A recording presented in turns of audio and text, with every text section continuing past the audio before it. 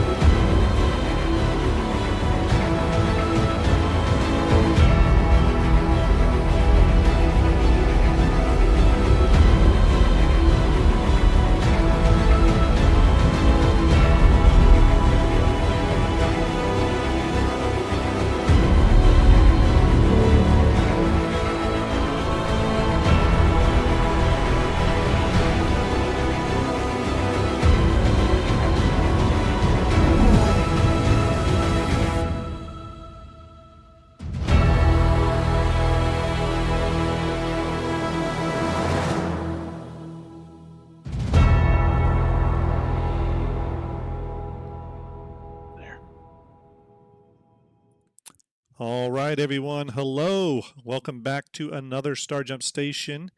Hope everybody's doing well. Me and Ender have the same tonal background going on. I like that. That's been a theme over this IAE. How's everybody in chat? I hope you're well. Hopefully we are coming in okay. Again, the audio gods of OBS continue to fight with me. As always, I have Starjump Ender with me. Or just Ender. We can just keep going. We can just go with Ender. It doesn't have to be Starjump Ender. That's just the prefix. I don't totally know why we do that. But Ender, how are you? How was your day today? Rough, but you know what? We're living, we're breathing. I got to watch everything. I didn't get to go down to the hall, but yeah, I haven't been down to the hall nice. either. Yeah, I've been doing good today too. There's a lot of projects around the house, getting the holiday lights up, all that kind of stuff. I assembled a 6-foot tall holiday Grinch out in the front yard. So it was pretty productive. I got to be honest. When you said I'm putting up Christmas lights, I was like, you know what? That's okay. But now that you're telling me you put up decorations, I got to tell you, Yeah. it's not even Thanksgiving yet. You are at least a week too early, Dude, sir. so we usually do not do it this early, but everyone in my neighborhood is, so we actually look like the house that's just being kind of an asshole. So we're pressured into it. So you got peer pressured. Yes, yeah. All right. I accept Yeah. that. Everyone, chat again. Thank you for hanging out. Really appreciate the Enders here with me as always, and my partner in crime. It is possible tonight that Execute from Info Runners will be joining us as a guest host. If he does, we'll switch over to our 3-host view and we'll plug him in. You know, the time difference between here and where he's at in Tasmania and stuff is, you know, it's a big time difference. So sometimes it's hard to line up. So he may join us at some point tonight. And if he does, I think he'll be coming with some interesting information on the Anvil Paladin. Sometimes I talk to developers, he talks to developers a lot, and it's very possible we've figured out what it is. Okay. So that being said, we'll talk about that later, but what you got, Ender? What is that link pinned to the top of my YouTube chat? Glad you brought it up. Okay, everyone. Tonight is the night we are going to be doing, let me switch it up here. We're going to be doing our our Misk Starlancer Max giveaway. You can see the little rotating icon below. Actually, let me switch this back to our two. So you can see the little rotating icon below. I'm giving away a Starlancer Max with the sapphire paint, which is that citizen comp paint that makes the ship really, really cool. Now, how do you That way. enter that? Okay, if you are on Twitch, all you need to do is hit exclamation ticket or exclamation ticket, then a space max or 10, however you want to do it, and it will give you your tickets. Okay, we're going to give away the ship at the end of the show. And as Ender brought up the other day, yes, you do have to be on when we announce the winner. If you do not respond, we will, after 60 seconds or so, we're going to award it to the next person. Okay, so keep that in mind. You do have to be here.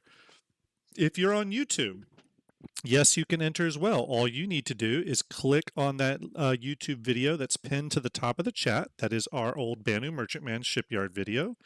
When you click on that, you need to leave a comment on that video. It can be hello, hi, contest, you're great, you're amazing, you're handsome, whatever the comment may be. Keep it positive, but all you got to do is leave a comment there and you're golden. Now, here's the big information though. We only have one Starlancer Max to give away, so we're going to choose a winner from the YouTube comments, and we're going to choose a winner from the Twitch ticket purchases. Yes, you can do both, by the way, but we're going to choose one winner from each and then put those winners into one of the random wheel pickers and then hit go, and whoever wins the random wheel picker out of those two people will win the Starlancer Max. Does everyone understand? Does everyone know how that's working? The link for the YouTube video is pinned at the top of the YouTube chat. If you're watching on YouTube, look in the chat window. There's a link pinned by me at the top. Click on that link. It'll take you to our Banu Merchantman shipyard video. Ender, can you confirm that it sends you there? It does indeed. Okay. Can confirm. Cool. It takes you to our Banu Merchantman video that we did for shipyard. Yes, it's an older video, but all you got to do is go there, leave a comment. Something short, sweet. Hello, hi, goodbye. Leave a comment, and we will pull a random winner from the comments that have been left tonight. Okay, we have a way of doing that. And then yes, we will. Actually, let me bring up real quick. Everyone, bear with me. I see a lot of people purchasing tickets, so that is great. Thank you so much. Also, if you have followed the channel and I missed that, thank you so much for doing that. Appreciate it. Don't forget to go follow our other channels. We appreciate that as well. Ender, maybe you can string those out. It's exclamation ticket max is what you want to do there. Forever Gamer, exclamation ticket max. Tickets will not buy you anything. Yes. As far as other channels, you got the YouTube. Check her out. You got Grim. Oh, we're already on his channel. You got Ender. You got Twitter. Yeah. You got...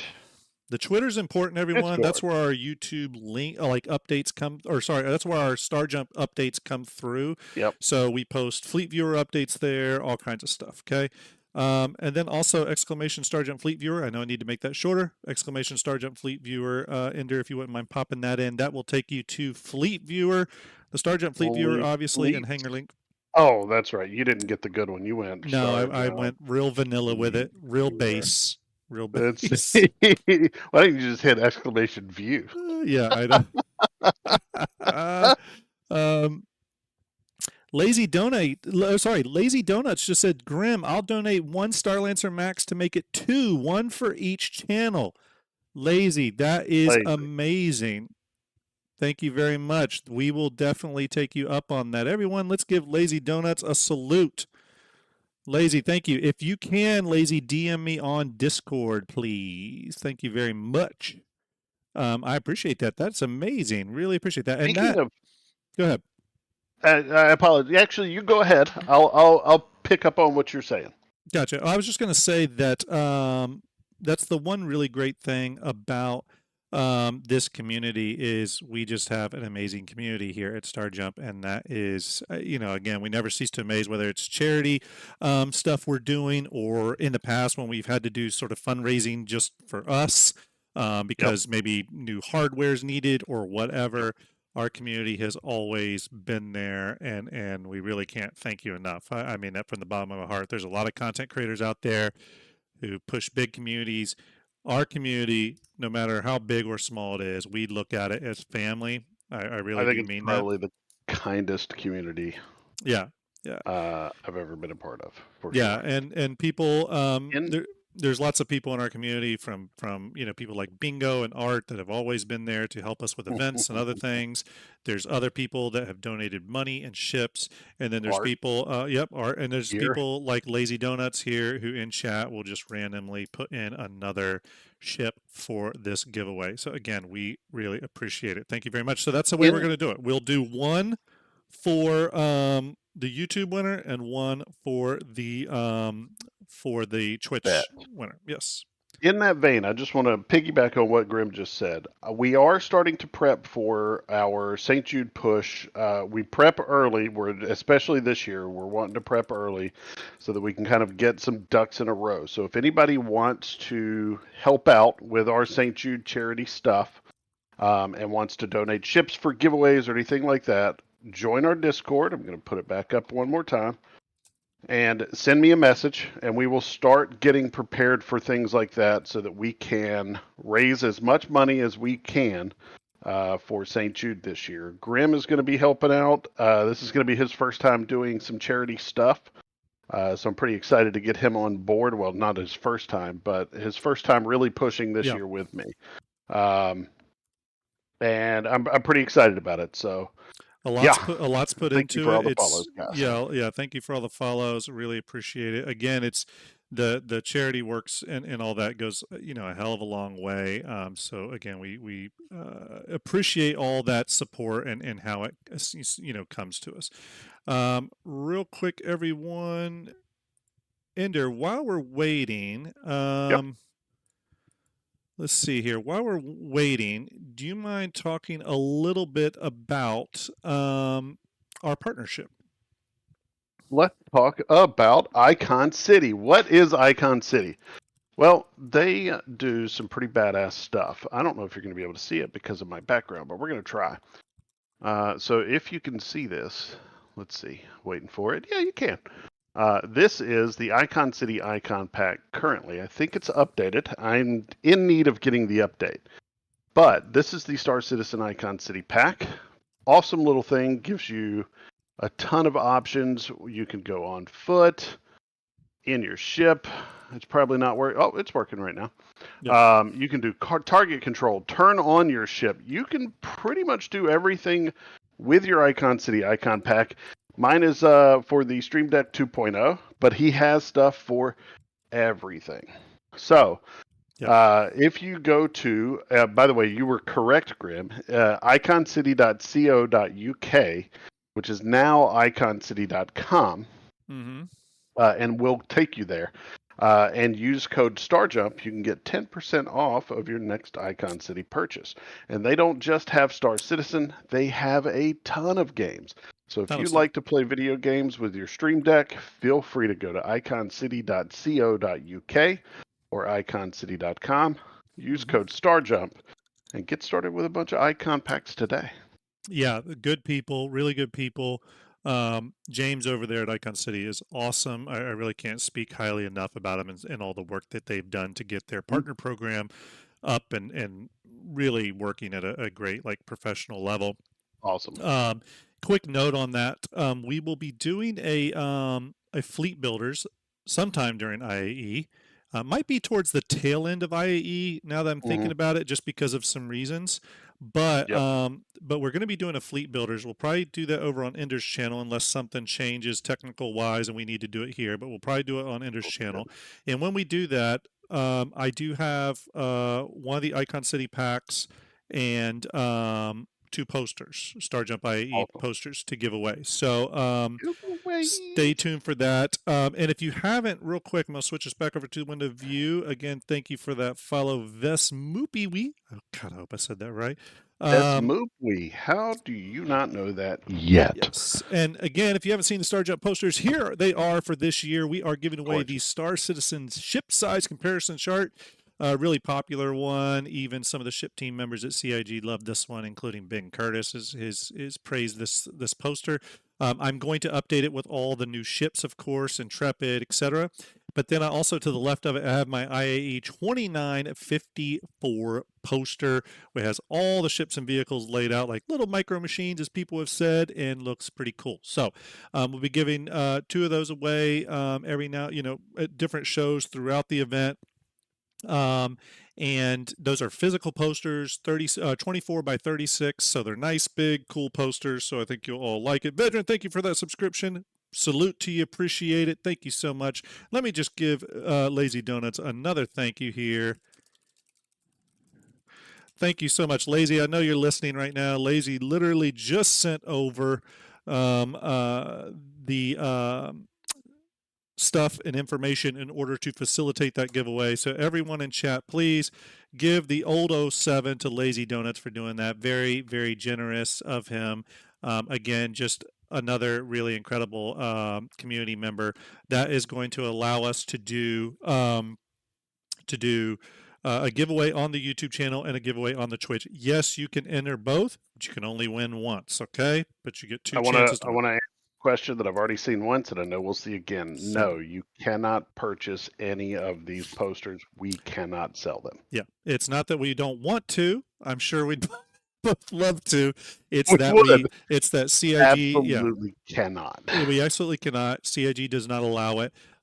We've, when Fleet Viewer came out, I had discussions with CIG, the lawyers, all that good stuff, and it, as agreement was come to. They don't want to sell in anything using the Star Citizen IP, direct assets like that, and I actually totally respect that. I work in marketing in film and television. That's standard fare. I would never expect CIG to allow me to make money on their IP. So that being said, we respect that. However, we do try to give posters away semi-frequently. There's a cost associated with printing them and shipping them. It's not exactly cheap. So that's why we don't give them away like candy, but we do give them away pretty frequently if you're interested in one. Okay. Again, thank you, Lazy. Really appreciate that. Much love to you. Seriously. Okay, we're going to get into it tonight, everyone. What else do I have to go over? We went over the Icon City partnership. We talked about the Starlancer giveaway. Now let's go to our tour van. Let's talk about the IAE schedule. Okay, just a reminder, everyone. Starjump Station, which is the Starjump discussion show. Sometimes it's me and Ender. Sometimes it's me, Ender, and VMXEO. And sometimes we have guests. Again, it's very possible that Execute could join us tonight. We'll see. But that being said, we're doing a number of shows throughout the IAE 2954 event. We're currently on November 24th, day 3, covering Misk and MARAI. We'll also talk about Aegis for a quick minute. No show tomorrow.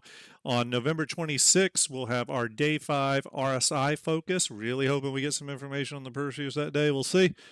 No show on the 27th and 28th. I believe that's Wednesday and Thursday. No shows on that day for me because I will be traveling. And then on Friday, November 29th, we will do Drake and Consolidated Outland. Hoping we get some information about the Ironclad on that day, okay? And then ultimately on November 30th, we are covering Anvil Aerospace, obviously Medical Terrapin coming, but the Paladin as well. Paladin being the new concept ship, and we maybe have some information for that. All right, let's see here. That is the current schedule. Now, let's jump into the rest of this. Let me get my monitors up here. We are going to we're not going to waste any time here. Oh, I got a message here. Stand by. Oh, that's nothing important. Okay. All right, we'll catch up on that. Yeah. That's just an idea that popped into my head just now, and I don't know why we didn't think of it before. All right, well, we will discuss. We got a lot of episodes coming up, so we'll definitely discuss. Okay, here we go, everybody. We're jumping into it. As you all know, it is MARAI and Misk Day at the IAE 2954 event. Let's go ahead and start with MARAI. Again, not my favorite manufacturer, but I know one that a lot of people do like, so we're going to talk about it first. Obviously with MARAI, scrolling down the ship page here, they have ships like the Fury and the Fury LX, the Fury MX, the Pulse bikes, both regular Pulse, Pulse LX, as well as the Razors. For those that didn't know, the Razors got moved from Misk branding to the to the MARAI branding. And so no big surprises here. I don't think there were any price increases amongst these ships. I'm pretty sure. Someone can let me know if I'm wrong. but I'm pretty sure there were no price increases there. Didn't And see any. I didn't yeah, see and any. and I think I'm it's important to remember. And actually, let me see if I can go. Can I go back to Aegis? Let me go back to Aegis Day real quick here. Um, it is important to know because there were ships that have been receiving price increases. Let me go back to, so for example, the Javelin is now 3,000. A couple, it was it 2 years. I don't know if it was 3,000 last year, but I think it was just like 2 years ago or so. It was 2,800. So that's been raised $200. The Idris is now 1,500. I believe it was 1,250 or 1,300. So it's gone up as well. So we have seen some price increases on some of these large capitals. Hammerhead 725. Can anyone confirm to me in chat, was the Hammerhead always 725? yes. Gotcha. Lazy Donut says 1,300 was the war bond price for the Idris, right? Okay, so was it always 1,500 then for the regular? I'm curious. Let's take a look. That I Okay, don't know. no, I'm sorry. I'm sorry. Lazy Donuts is right. Thank you, Lazy, for correcting me. So 1,300. Man, I forgot that the regular or credit version was 1,500 for the Idris. Yeah. Wow. Yeah. Okay. Okay, cool. Thank you for correcting me, Lazy. Appreciate that. Says a Saber got a sneaky $5 price increase. Yeah, it's Yeah. We knew interesting. about that. Yeah. Um, did the I was told that the Nautilus received a price increase. It's 725. Was it always 725? I'm sure Lazy knows. It Base Saber. was Okay. always 725. Yeah. Okay. Gotcha. Okay. So okay, not as bad as I thought then. I was actually thinking that several ships received price increases, and that was a little Hmm. concerning. Daddy Cash says 700. So maybe the Nautilus did go up $25. So it went from Mm, expensive to a little bit more expensive. I don't think it got a bump. I think 725 was I its can't. price. Yeah, I honestly can't remember. I don't either, but Maybe the original concept. Yeah, I'm not Cash could sure. be correct. I don't track the prices as well as like Execute and some of the other people do. North But said that 725 has been the last few years. So okay, okay. So it's been 725 for a little bit. Okay. Either way, it's always interesting to see if certain ships get adjusted. I'm actually very curious on Consolidated Outland Day if the Pioneer goes up. But again, no big surprises at Misk. However, MARAI. However, we did get our first visual of the MARAI Guardian. Not only we did we sure get did. that visual in the sneak peek, which is right here, obviously, but in the IAE show today, they showed off the Guardian quite a bit. We are going to look at that video. We're going to do a group watch of it, at least the first half of it that actually has pertinent information. So, Stain, thank you so much. So we will get back to that one, but it was primarily not a lot with MARAI other than teasing the Guardian. And again, when we watch that video, you will hear that they talk about it essentially being a 4.0 ship, which is what we Yep. originally sort of theorize is that it's a post IAE 4.0 ship. Very much could still get it this year though. Okay. We'll talk more about that. All right, let's go over to Misk real quick. Obviously, the big thing here is the Starlancer Max and the Starlancer Hmm. TAC. Those, some people would maybe refer to them as CitizenCon ships. Some of you may refer to them as IAE ships. I kind of put them in both categories. Those are obviously Agreed. the new hotness when it comes to Misk. I think some Hmm. people were kind of hoping that the Starlancer build would go on concept sale. I've heard from pretty reliable sources, take this for what it is, take it with a grain of salt, but I've heard from very, very reliable sources actually, that the build and the base building hover trolley, as well as the CSV FM, the fabrication module variant, I have heard that those are going to go on sale literally when base building comes online, or in the nearly, ramp up to that. And I think part of the reason is twofold. One, they can just sell it at its flight ready price and not have to do a discounted concept price. Also, because they know they're not going to have any trouble selling those ships, they're base building ships. But also, I have heard from very reliable sources, and I emphasize the word very, that base building is much closer than we think. I've heard that from a Mhm. number of people that have both talked to developers, and I've heard that from developers myself. I haven't heard dates, I haven't heard quarters. I've literally heard the words, it's closer than you think. Okay. Yeah. Take that for what you want. Okay. So, going on down the road here, the daily war bond deals the freelancer Misk. Any opinions on that, Ender?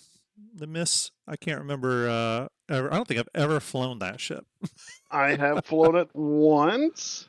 I flew it once, and I Yeah, wasn't really impressed. The Freelancer series has never been a ship that I would say has been something I wanted yeah. heavily, and it remains that way for me.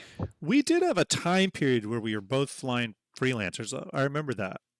It was because the freelancers were given with all of the starter ships, starter packages, Oh, okay. because something was broken somewhere, and the freelancer was always You're with right. you. That's the only reason I ever had one, the only reason I ever flew it, and it is what made me want to get a Cutlass Black. Gotcha. that's what that's what sold the Drake ship for you is the I Mist ship. liked I liked something bigger, but it Yeah, just wasn't gonna be yeah, the freelancer. So I knew that since it wasn't going to be the freelancer, it had to be the yeah. Cutlass. The Thank you, Cutlass was Carborn. always that ship. Yeah, thank you, Carbon. Yeah, it's funny. So Sorek Gaming just said, I think the Freelancer would be a great ship if when it's brought up to the latest standards. Obviously, it will be brought up to the gold standard at some point. When it is brought up, I do think it will sort of be the Misk version of the Spirit, right? It's kind of the same layout Yeah, in many ways, yeah, and it'll be the Misk version of that. And I think it will be a very strong ship at that point. It's just got a I agree. few weird little things with it, I think, that need to be cleaned up. It's not a bad ship though. It's No, perfectly no, functional and fine. absolutely. It's a little phallic looking. I know Ender likes that a lot, but it's got a little bit of that. Oh, Yeah, it swings hard. it swings real hard. But that is the daily war bond deal with 10-year insurance. Let's just go down to the ships I here think it again. could use more girth Yeah, than of it's got, course. but just me. No big surprises here. Obviously, let's start with the big one here. The Misk Endeavor. Let's just start there, because I think there is something to say about this ship. And Haska, I hope you're well, man. Thanks for hanging out with us tonight. Let's go. Salute to What's up, you. dude? For those of you that don't know, if you ever use Yeah. Starjump Fleet Viewer, some of the backgrounds in our canvas settings, Haska created for us. So really appreciate there. And everyone, Ender may have to step away every now and then, so just bear with us. But Haska, I hope you're well. Um, let's talk about the Misk Endeavor, though. So this is kind of the interesting one in that um, it's still a very cheap ship for what it is or slash what it will be. There's not too many of these left because CIG has been raising the prices. You know, ships like the Banu Merchantman and other ships, as CIG has started to sort of figure out what those are or what they at least will be in the future.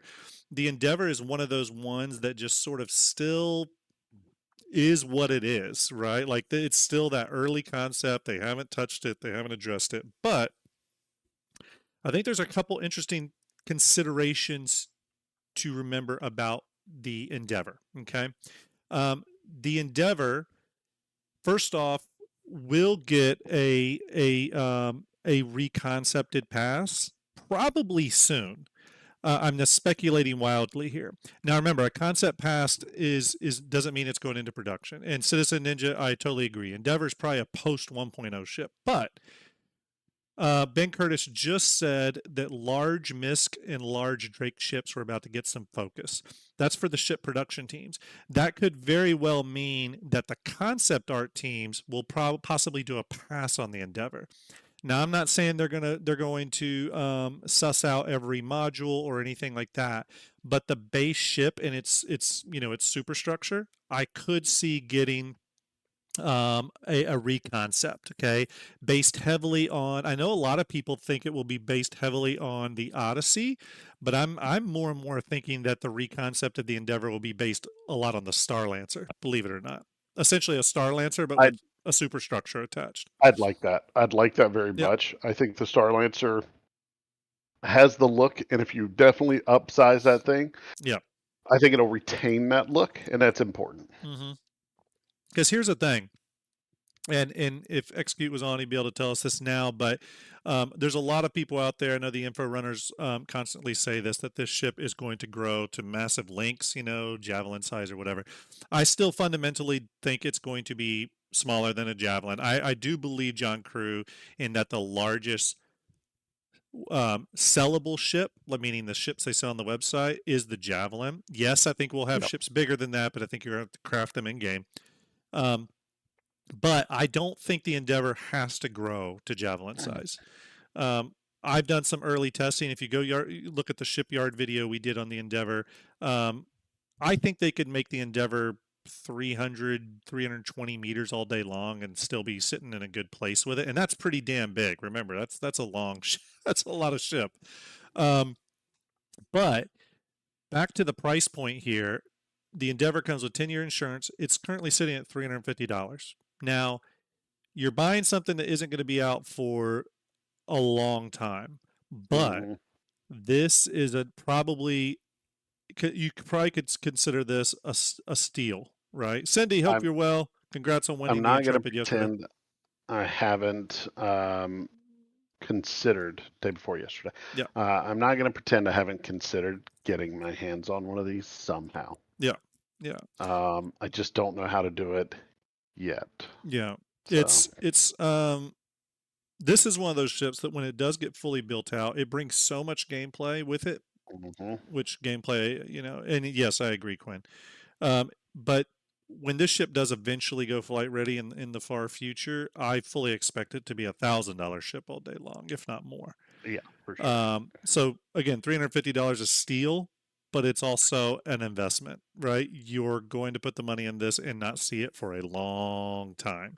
So your best bet is to get it, put it in buybacks, and then re-get, use that credit. Hmm. But it's worth pointing out that it's still that cheap price. I know someone said that the Endeavor is in hollow model form at IAE again. I do think CIG will do a reconcepting pass on this ship sooner rather than later. Believe it or not, sometimes they'll reconcept ships and then let them sit after that. Yeah. Next ship I wanted to talk about is the Expanse, sitting at $150. This is the Refinery Starter ship. Yes, Quinn, thank you for pointing that out. The $350 is just for the cab and spine. No modules come with that. It's important to note. You can buy the modules separately though, so you can kind of pick and choose. But you also could probably just easily buy modules in game. But the Yeah. ship and the spine, yeah. Next ship I want to talk about is the Misk Expanse. Now, the Expanse is the entry level refinery starter ship, a la the Prospector or Vulture. This is where this Hmm. ship fits. Um, you're going to see this ship when refinery gameplay comes on board, and I mean ship based refinery gameplay. Yeah. Yeah. Now, I could be wrong, Ender. I don't know what your opinion is on this. I could be wrong, but I fully expect this ship to come out sometime next year. The reason I feel that way is I think we need refinery gameplay for base building. It's going to be a necessity. Yeah. Um, my only question is if it comes with, um, if it comes next year, does it also come with the expand? Well, no, the expanse isn't even in the works. You know what? Well, this Yeah, was the I could see Expanse. it You mean coming the next year. Odyssey? Uh, no, the Galaxy. I mean the Galaxy, Galaxy. Galaxy. Okay. Yeah. But the Galaxy isn't even remotely coming. So the expanse is Yeah. what's going to be the first one. Yeah, yeah, I no, mean, I yep. mean, we I could know. see it coming next year for sure. Yeah. I mean, we know the Pioneer's still probably a year and a half away. Yeah. That we know they're working on it, but the Pioneer has a refinery on board because it has the extractors and the legs. So it's been made very clear that the amount of resources and refined material you're going to have to put into base building is going to be extensive. So it makes sense that there would be refinery gameplay, not at landing zones or space stations. So I really feel like they have to get it in. This is the ship they've mapped out. We know they're working on Misk ships too moving forward. So this seems like a no-brainer. Not 100% sure how and I'd like to get your opinion on this, and I'm not exactly sure how uh you know how interesting refinery gameplay is going to be, with the exception of it's possible that with full ship-based refinery gameplay coming online, there's going to be a lot more knobs and stuff that we can turn that allow us to refine at higher levels of potency and stuff, and or Yeah, it's possible with refinery gameplay comes crafting. Because if you think about it, refining materials to create, so you're taking one raw material and making a different material, that's kind of crafting. You're just, instead of crafting a gun, you're crafting a new material. Would you agree with that? exactly. Yeah. Yeah. Now, I don't think I would see it as like having refining one material into the same material. I think what we Right. might get to see, and it's possible, maybe if you refined a lot of one material into less of a more potent, like a better material. So a Mm-hmm. 1 star material for a 2 star material. Yeah.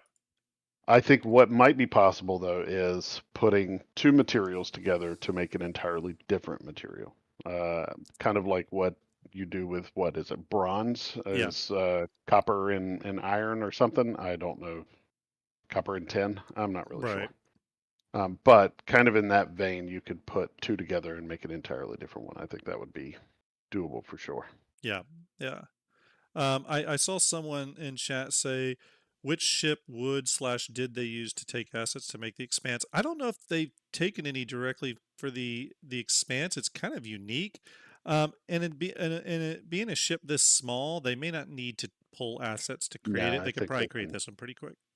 Yeah, Um, and I think the only assets that are being pulled are for the bags, and yeah, that's yeah, not so much pulled from that's anything. It's true. just That's a true. misc It's the prospector bags. item. Yeah, Yeah, yeah, it's yeah. a Good point.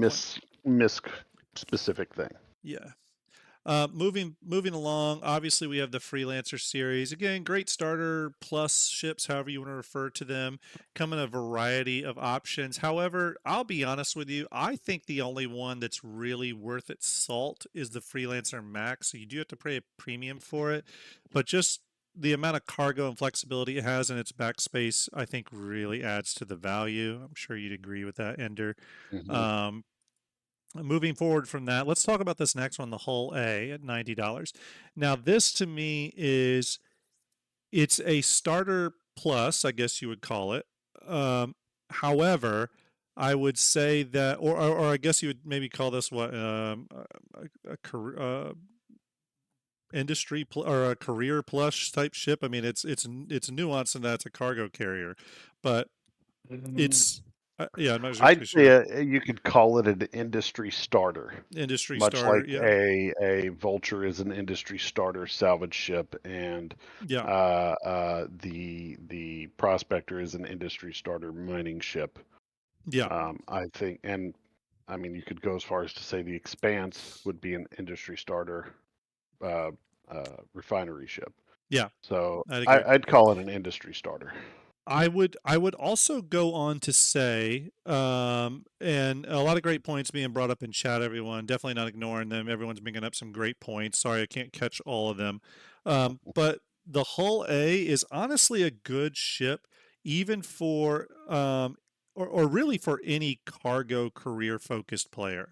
While yes, it's great to have the big cargo ships all day long, you really can't argue with the simple convenience of a Hull A, even if you're Hmm. buying it in game or buying it on the through the website or real money. It really should be in any cargo career player's inventory somehow, only to just move little bits of cargo really quick and easily. And when CIG enables the ability for us to attach anything to the cargo grids, we've seen that in the past, by the way, where you just be able to attach whatever ships, whatever. it's going to make the hull A even that much more valuable, right? Real quick, everyone, before we move any further, I want to pop back on our Star Lancer here. Do not forget, we are giving away a Star Lancer Max with Sapphire Paint. We're giving away 2 of them, if you can believe that. One on YouTube and one on Twitch. Yes, you can enter both. You can only win once, though. If you're on Twitch, you need to get exclamation. You need to hit exclamation ticket or exclamation ticket max, space in between there, to get your tickets. If you're on YouTube, on the YouTube chat window, you will see a YouTube link pinned to the top by me. That link will take you to our Banu Merchantman Shipyard video. Yes, it's an older video. You go to that video, you leave a comment. Okay, it could be hi, hello, you're handsome, Ender's gorgeous, Ender's sexy, whatever you want to put on there, as long as it's positive and clean. Okay, just leave a message or leave a comment on there, and we will pull a random comment from there. I want to do a big thanks to Lazy Donuts for dedicating one of the Star Lancer Max, I can't talk tonight, for donating. I said dedicating, didn't I? Donating a Star Lancer Max for the giveaway as well tonight. That's why we're able to give away 2. So everyone give Lazy Donuts another big 07 salute. We'll be doing those giveaways at the end of the show, but go ahead and get your ticket spot now or leave your comment in now. Okay, moving right back along here. And we talked about the Hull A. Hull B still in concept. No, a lot of people were waiting for that one. I can go ahead and tell you, though, that the Hull B is essentially going to be the Hull A, but with additional spindle on it. That's what I see the Hull A being. It's going to be mostly the same size as ship, though. After that, obviously, you graduate to the Hull C, currently in game after a long development cycle. The Hull C is a great ship carrying 4,608 SEU. I'm sure chat will correct me if I'm wrong. They will. I think it's somewhere around there, though. The Hull C, incredibly, incredibly valuable, much like 4608. 4608. Wow, I got that right. Much like ships like the Reclaimer, or in the future the Arastra, or things like that. This ship is a money maker. Okay, when this ship is loaded and you're pulling cargo, you're making money. Okay. And if you're not, you're doing it wrong. You're doing it wrong. Yeah. It carries a lot of cargo. Now, myself, I did have a Hull C. It was pretty. Cargo running is going to be a big deal for me, right along with salvage. Those are kind of 2 primary gameplay loops to earn money. With base building being my primary, gameplay focus. I think, Ender, you're probably the same with base building. What are your secondary, like, if base building's like your gameplay focus, what is your, pick 2 gameplay loops you think that are important to you to fuel the base building? Executive transport and salvage. That's cool. That would include medical transport, if medical gets back to where it was. But salvage for sure, base building and medical, or and executive transport on the E series, and possibly other ways. But security would be a tertiary backup. It's odd that I've moved away. I do enjoy the combat. I would love to do FPS and fighter, but I don't think you're good at combat, though. Like I definitely think if you like in the future, when I need, or whenever I need wingmen regularly, you're the person I'll be calling. Yeah, and I'll still be doing it, but my major, when we're prepping for major builds and stuff, salvage and executive transport for extra money. Cool. Actually, so everyone, Execute is online. I'm going to bring him in and copy him into our thing. Ender, you might be able to bring him in chat. Yeah, I got it. Okay, cool. I got it. I'm switching over to 3 host view real quick. Execute, are you there? Yeah, I'm here. How you doing? Hello. Welcome. Let me dial you in real quick here, and on the camera. Stand by, everybody. Am I late? You told me 2 p.m. That was it's not even 2 p.m. yet. That's because I can't. That's because I can't tell time. Excuse. Yeah, sorry, you shouldn't have next time, do me a favor, reach out to me. You probably. I will 100% give you the correct time, sir. I said the right. I said the right start time at 9 p.m. Eastern, but obviously I gave the conversion time wrong. So We've been talking a little bit, execute, not essentially been going for about 15 minutes. We've mainly just been talking about the giveaways that we're doing tonight, and then sort of going over Misk Day, going over the ships. We're about halfway through that now. Then now that you're on, we're going to talk about the IAE show. We may watch some segments of that, and then I thought we could maybe, as I've been telling everyone in chat, we may be able to discuss a little bit about the Anvil Paladin because our good friend Execute may be coming with new information. Yeah. We'll see. I'm still putting pieces together, but I think I'm getting close. Okay, Yeah. cool. I don't know how close I am. I could be completely off the mark, but well, I've heard your information. I know where it comes from. I feel pretty confident about it, and I think there's some good evidence for what you're thinking. So, real quick, everyone, just a reminder again, do not forget, we got 2 Starlancer Maxes to give away tonight. Don't forget to enter those on Twitch. Put exclamation ticket or exclamation ticket space max. And on YouTube, go to the link pinned at the top of the YouTube chat. Leave a comment on my Banu Merchantman Shipyard video and just leave a comment. Good. Say hello, goodbye, whatever. Make it positive, though. Don't troll. And we will do a Starlancer Max giveaway there. And we'll do a Starlancer Max giveaway on the Twitch channel. So we got 2 to give away. Thanks again to Lazy Donuts. We're just going through, actually, let me turn my left monitor on. We're going through the Misk ships right now. So I'm sure, Execute, you'll have something to say about this. You may be on a little delay. I'm not sharing my screen today on Discord because I've been having some issues with that. Apologies. that's all right. I just jumped on the stream, so I'll kind of watch that. So, and I'll kind of talk us through it too. We're currently talking about the Hull C, obviously, and just talking about it's one of those ships. It's different, obviously, but much like the Reclaimer, much like any of those ships they're industrial ships essentially, but they move a lot, do a lot, resource a lot, gather a lot. So they're money makers. When you're hauling cargo with the Hull C, that means you're hauling a lot of money in, or hopefully making a lot of money. Big cargo makers, all of them. Yeah. And actually, you know what? Since you're on, I'm going to backtrack just a little bit. I'm going to go back to the Endeavor. I know you're a fan of that ship. Still sitting at $350. So obviously, I don't see this ship coming until post 1.0, but I wouldn't be surprised if this ship gets its reconcept soon. Now that they're focusing on Misk ships.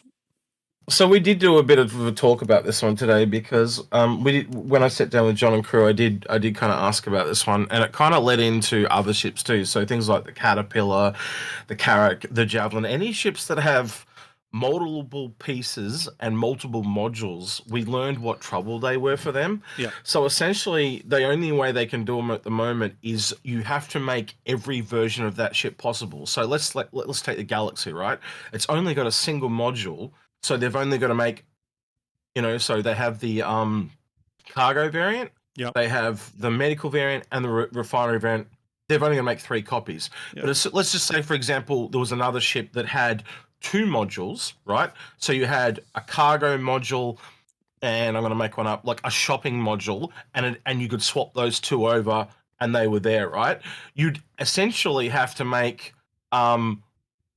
every version of that shop possible. So every version of that ship possible. So you'd have to make 4 variants. So one that has both cargo, one that's a cargo and a shop, then shop cargo, and then shop. Right. Every permutation, essentially. Yeah. Yes, every permutation. And so basically the last time they looked at the Caterpillar, it was like over 250 variants. And that's more than every ship in the game. Yeah. Yeah. Wow. But here's what I'll say then to that. Obviously, and I think this is the case, CIG has in the past reconcepted ships pretty heavily. We saw them reconcept, for example, the Carrack changed a lot from its concept to its flight-ready ship. But the Pioneer, to me, is really the first ship, and maybe you could correct me on this, is really the first ship that not only got reconcepted, but fundamentally changed, right? It no longer opens up. It doesn't do bases the same way. It fundamentally changed. Yes, it's still a base building ship, but how it does that and how the ship functions and opens up and moves completely changed. I could see John Crew and Ben Curtis doing the same with the Endeavor, where it changes in such a fundamental way that maybe it's not a bunch of modules that have to hook onto it. Maybe it has just areas where modules are internally situated. Now, So I'm they not did, saying that would be popular. I'm just saying I could see them doing that. yeah. So they did go through it a little bit. Like they're saying, they gave us kind of like the worst to best case type of scenario, and they said so. Basically, they eventually build an entire system where modules actually work as they should, and that's probably the version that they're going to go to because it's got to work across all ships. Or worst case scenario, they make versions. I don't want to call them variants, but they are kind of like variants, right? Yeah. But versions of ships that it essentially switches between. Mm-hmm. So you'd have like your hospital variant, your science variant, and stuff like that. Yeah. And that way they don't have to basically make it those modular pieces, essentially making the entire thing one big module that would swap out, more like what the Galaxy is, right? But then you take that to things like the Caterpillar, so the entire front end would be one module. So that's kind of where they're thinking at the moment, but I think probably realistically they're going to have to actually build a module system. Ships like the Redeemer aren't really a problem because they're just online like the Galaxy. So ones like that will probably just stay as they are because again, it's only like, well, say this. They haven't actually officially announced the modules, but I can't imagine it being more than 4 copies. Yeah, but essentially, like a module or 2 modules per ship, where the Caterpillar and the Endeavor can obviously do so many combinations that it makes it a headache. I could definitely see them needing to come up with a real module system. Yeah. Let's keep going. The next ship, the Hull D. The Hull D amps the Hull C stuff up pretty significantly, moves you up to some 20,000 some odd cargo. This is what I did. I had my Hull C. I had melted it and ended, or no, I did a CCU from the Hull C to the Hull D, primarily because it gives you a Hull C loaner for now. And the Hull D at 20,000 SCU cargo, go into like Star Citizen 1.0 sort of stuff. I feel like that would be the biggest load of cargo I'd want to carry realistically anyway, like the maximum load. So that's why I chose the Hull D personally. So Thoughts on about that? an hour Yeah. ago was the last wave, yeah? Yeah, The for the second whole last for wave. the for So the we just whole had another wave. Eats. Yeah. Yeah, for the whole Because Eats, which is our next one. when I got on, they were already gone. Yeah. So it's that quick. Like, and I'm talking like 1 minute. Yeah. Now, So there'll be one more wave left, I believe, which will right. be about 7 hours from now. It's right on 2 p.m. for me, so I'm assuming it's 7 hours. Yeah, it probably will be because I know the last wave's like in the middle of the night or something. So, I mean, the Hull E 98,000 SCU cargo. I fundamentally think this ship won't even be thought about by CIG until, and maybe this has already happened. I don't know, but until higher capacity cargo crates are created, even at 32 SCU crates, this I mean, it would tax the game engine. So I could see there being something like maybe there's 100 SCU crates or whatever that would be needed before the whole league kind of makes sense. This is not for carrying a bunch of 32 SCU containers, in my opinion. It's only got 3,072 of them. What are you talking about? Right. Yeah, exactly. Well, and that's the question. Like, if you wonder, so on the whole C, with its 4,000 whatever 32 SCU, I think it's like 120 32 SCU crates, something like that. I might be wrong on the numbers, but it's close to that. I can see that just from a game engine capability standpoint, they may want to keep that. So you could probably take the 98,000 SCU and divide that by 150 or 200 at the max, and that might sort of give you the number of what kind of SCU crates they need to grow to support this ship, because it's crazy. What if they're a bit clever with it though, and they kind of do it so there's a density to the cargo, and they cull the interior boxes? I mean, I hope so. I hope they do that. I mean, if as long as the cargo is stacked, and let's say you have 4 crates stacked and connected, you technically can cull the interior of those. You know what I mean? Yeah. Logos Prime, thank you for that follow. Appreciate it. Obviously, the Hull is very expensive. It is Hull limited, as Execute was saying. There's gonna be a Hull limited way, $750. Ender, any opinion on the Hull D or E? Do those ships? Cargo doesn't totally appeal to you, right? Being a truck driver in space. Cargo's not my loop. I just I think for me it's the relaxation of salvage and running a little bit of executive transport in the future. Yeah. And wait for those gameplay Can, loops. can I say, weirdly, the D is slightly good value at the moment because it's only $50 more than the C? Yep. Is that I weird know. to say? That is exact. I know. It's That's not. It exact. is. It's good value. You're Yeah, right. that's It's exactly. weird to say. Yeah, I mean, here's the thing though. That's exactly why I CCU'd to it. It was only a $50 CCU, and it's a quadruple in the amount of cargo it can carry. So Yeah. you're going from 4,600 up to 20,000 something. And Their again, I'm ability for that forward. to go up in price. Oh, it definitely. I think it'll definitely go up in price. Yeah, I think the whole D when it goes flight ready is going to be 650 all day long. Every ship that comes out goes up in price when it comes out, and then they roughly go up by 10 to 20%. So based on kind of where it's sitting there, you're looking at around about $100. So Yep. and with Minimum, that, I'm maximum. Sorry. I'm future thinking to like those supply bays to build space stations, and I could totally see a whole D stacked with 20,000 SCU of cargo, making a big dent in that station build effort. You know what I mean? The way we kind of see it, and we've kind of talked it through, you kind of correct me if you see this as wrong, but I do see as each one overlapping each one slightly. But basically, the A does station to planet and back again. Yeah. The B does that, but it also does a little bit intersystem. Mm-hmm. And then the C is also the intersystem, but then also starts to go next door, so to speak. And then the D's definitely going next door, and a bit further again. And then the E is literally going all the way across from one side of the galaxy to the other. That's why it's got so much cargo. Yeah. Do you know what's interesting? I'm curious about both of your opinions on this. When during CitizenCon, when or maybe it was a post, I can't remember which show, it was around CitizenCon. John Crew, oh no, I remember exactly what it was. It was the Ironclad episode of Inside Star Citizen. It was the Ironclad is Rad episode where they revealed the Ironclad. Jared made the joke about like, does that mean we'll see the Kraken, coming soon? And they kind of referenced that, yes, the Ironclad makes the Kraken possible. But one of the things John Crew said that I thought was kind of weirdly interesting because it didn't totally make sense, but it could have just been an off-the-cuff comment, is he said that when you get to the end game of cargo transfer, like the Hull E and the Kraken, he threw the Kraken in there, which I thought was kind of interesting because the Kraken only carries a lot of cargo, but it's only like 2,700 SCU, vastly short of the Hull E. I just thought it was interesting he threw the Kraken in when discussing in-game cargo transfer. Well, so what does the whole D carry? Like 20,000 something.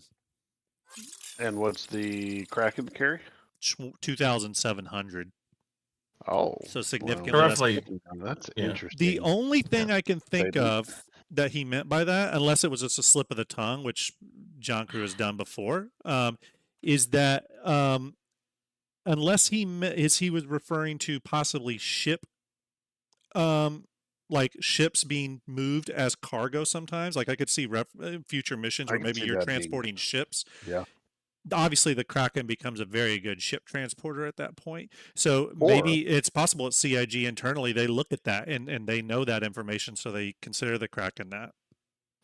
And hear me out now, you can fill the Kraken's deck with a ton of cargo containers, and it would be a cargo container carrier. I would just say it. I would love to see a Kraken just flying through a jump tunnel, cargo all on the deck, but just slowly flying off as it's traveling. That would be the best Drake commercial ever. I may have to make my own cinematic of that, actually. Please do. So for me, the whole E, especially, you're going to need an entire fleet to move this thing. They said way back when the cost of the cargo, again, like you're looking at 3,072 32 SCU containers. I think it works out to be like 98,000 cargo. It's insane, right? That's literally a pirate pinata, like floating in space. Like they'll be salviating when they see this thing. And if you're literally taking this into space, it's gonna be like an entire fleet going with this thing to move it for its sheer volume. They even have fighters around them as escorts and that in the pictures and stuff, but you're going to want to have a starfarer. How are you going to move all those fighters that go with it? That's where you'll need a Kraken to look after this thing. Yeah. I mean, I mean, the other thing too is when you go back to like when they were talking about the Starlancer build and the Pioneer, they have cargo grids on them, from what CIG said, that are sufficient enough to get a building or two built on your first Yeah, run. They made that yeah, mention specifically about those two ships. If 1,000, so the Pioneer carries 1,000 SCU, if that can build 1 to 2 large buildings, God, I mean, a 98,000 SCU. Again, you have to kind of put that in your head. I mean, that is a ton of cargo. I'm imagining that's probably what you ultimately need for to like build a space station, but a fully laden Yeah. hull E might be able to No. build one. I don't know. I mean, I'm speculating wildly here, but Uh, crazy. from the trailer we saw where the whole sea dropped the entire cargo and it moved like the tiniest amount, Oh, it probably is is the back door of the station for the okay. entire. It's, I don't know. Yeah, Like that thing is going to take a lot of resources to build. Like yeah, they are not a small thing. Like we again, you go back and look at the trailer and look at how many ships came there and deployed, and it literally like builds out ever so like just ever so slightly. Like yeah. it's like what? Yeah, It's I need crazy. to go back and watch it again because I've had a few people reference how slow the meter fills up, and I want to look at that. Mm. But another thing for those of you that are possibly interested in one of these larger hull ships, like the hull D or E, I think that in the original concept they were slated to be able to land planet side, but I have a feeling that won't be the case with these ships. A and B can land, but B they are saying that needs a reconcept to work properly because it originally they were making it so that you could land, but only when you didn't put stuff on the bottom panel. And the C, D, and E never are meant to, and that also alludes to the fact that they're station bound. They don't need to land because they're Yeah, never going down to the ground. yeah. And Right. what about the D and E? Do we know if they land? no, he Um, just said the CD and he Oh, sorry. Okay, yeah, sorry, sorry. they can all essentially land when they don't have cargo Okay, because then they've got to be able to go down to planet to land to be stored. yeah, But they can never land with cargo because their primary job is just from station to station, and that's like again, if you think about what I was saying before with the sizes, that kind of allowed us to figure out what they did. Right, yeah, they're yeah, essentially, the C's just literally going within a system and maybe a system over, and that's it. The B does similar thing, but the B and A are mainly for going up and down between planets or between stations just within the system. yeah, Again, that's why these ships have a special thing that no other ship has, is that loading and unloading thing for the outside wall. yeah, They really need it because they can't even land in a cargo bay while yeah. they've got cargo on, right? And if you go back and listen to the system like we weren't surprised by it, but they said they get preferential treatment. They Yeah, get first access to these because they can't land inside. yeah. exactly, exactly. Um, for the sake of time, let's continue on, everyone. We're going to talk about just a couple remaining ships. We're not going to go through the entire Misk line. I'm not going to go through the Reliance and stuff, but let's just talk about the Odyssey real quick. Um, Obviously, Ben Curtis said in the first IAE show episode that they are currently still working on RSI ships. They're also starting to work on large Misk and large Drake ships. No big surprise there with the Drake stuff. We know the Ironclad's going into development with the Ironclad's two variants. But with Misk, when talking about big ships, especially knowing the whole D and the whole E aren't really needed right now, the mind goes to the Odyssey. I think the Odyssey is going to be starting development sooner rather than later. I Yeah. think that the Mm. Starlancer series is actually the kind of setting the stage for the Odyssey. I'm assuming you two would agree with that. Yeah, I think Wholeheartedly. it's also needed for building base building. Like you got to be Yep, able to find where you're going to build and stuff. Like that's true. it's Exactly. Yeah, yeah. right. And the Odyssey is supposed to allow us to scan for resources and all that kind of good stuff. So, Uh, um, we, we yeah, we call it the real estate beginners profession starter. yeah, I Uh, mean, I would assume too with base building, we got to get scanning gameplay in, right? Like the full scanning suite because we need to know mm. where to build these bases. Well, it's that's on the stuff Yeah, for the Terrapin and a lot of the stuff is there. yeah. It's just waiting for server meshing. There's so much stuff Yeah. waiting for that. It's kind of insane.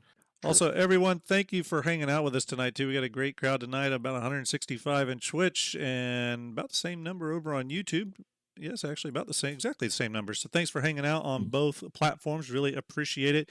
Don't forget the Starlancer giveaways. Hit exclamation ticket if you're on Twitch or exclamation ticket max And if you're on YouTube, you want to go to the link pinned at the top of the chat. It's one of my shipyard videos. Go there, leave a comment. Tell me how handsome I am, and we will pull a random comment from that. We will do 1 Starlancer giveaway for the YouTube, 1 Starlancer giveaway for the Twitch. So thank you, Lazy Donuts, for donating one of those. Really appreciate Yep. it. Don't lie though. Don't tell him how handsome he is. That's just gonna give him false hope. Yes, yeah. Come on, guys. You might Be sway me. truthful. Prospector. Tell him how. Tell Grim how attractive Ender is. Yeah, that's I what you say should I do. say it Just all the really time. rub the salt in the wound. Yeah, I say it all the time. Prospector. Obviously, this is the starter mining starter popular ship. Still going to be popular. It's a great little ship. I have trouble with mining myself, but for those of you into mining, this is a no-brainer ship to own, whether you buy it in game or buy it for real Deleros. One thing I will pull up though is this image here that was seen in the IAE show. Again, we'll watch segments of that. This is obviously the Misk Fortune. Oh, yeah. Pulling that image up from there. What time did that appear? I went I- through the whole thing and I didn't find anything. I don't remember the exact time code, but it does appear in the latest episode. Can't tell much from it. I mean, you can obviously tell it doesn't have the structure here for the bags anymore, which does make me wonder where's all the RMCs going. Ender had a theory that it's in the back, but I do. You see that open area there? Yeah. Grim, if you're able to, you just circled it actually. Yeah, right here. Bags. Yeah. You see an open area. I really think that might be where our RMC is going, but I don't know how much it's going to carry because it's not a large ship. Yeah. So in the files there is salvage lift. There is 2 salvage depositories. I think we envisioned the saddlebags were replaced with saddlebag pop-out things or something like that, and then basically then you got to take them back up the elevator and put them into some little cargo area. We also theorized, what if they made the outside a little bit like the hull A, and you could basically just attach them to the outside of the ship. Don't know yet because again you can't really see, but yeah. Right, because when RMC, and correct me if I'm wrong here, but when RMC is created, not only is it put into a box, but the box itself is created from the RMC. I think I read that one time. And while it doesn't take away from your RMC count, I think that's kind of the lore behind it. So it kind of would make sense that this thing can shit out a box and then the box is just maybe attaches or something. I don't know. Yeah. Well, my running theory at the moment is I don't know if you can kind of see it on the left hand side there. There's a tractor beam and the mining head is replaced with a salvage head. My theory for this thing is it's got to be a ground salvager for buildings and land vehicles mainly.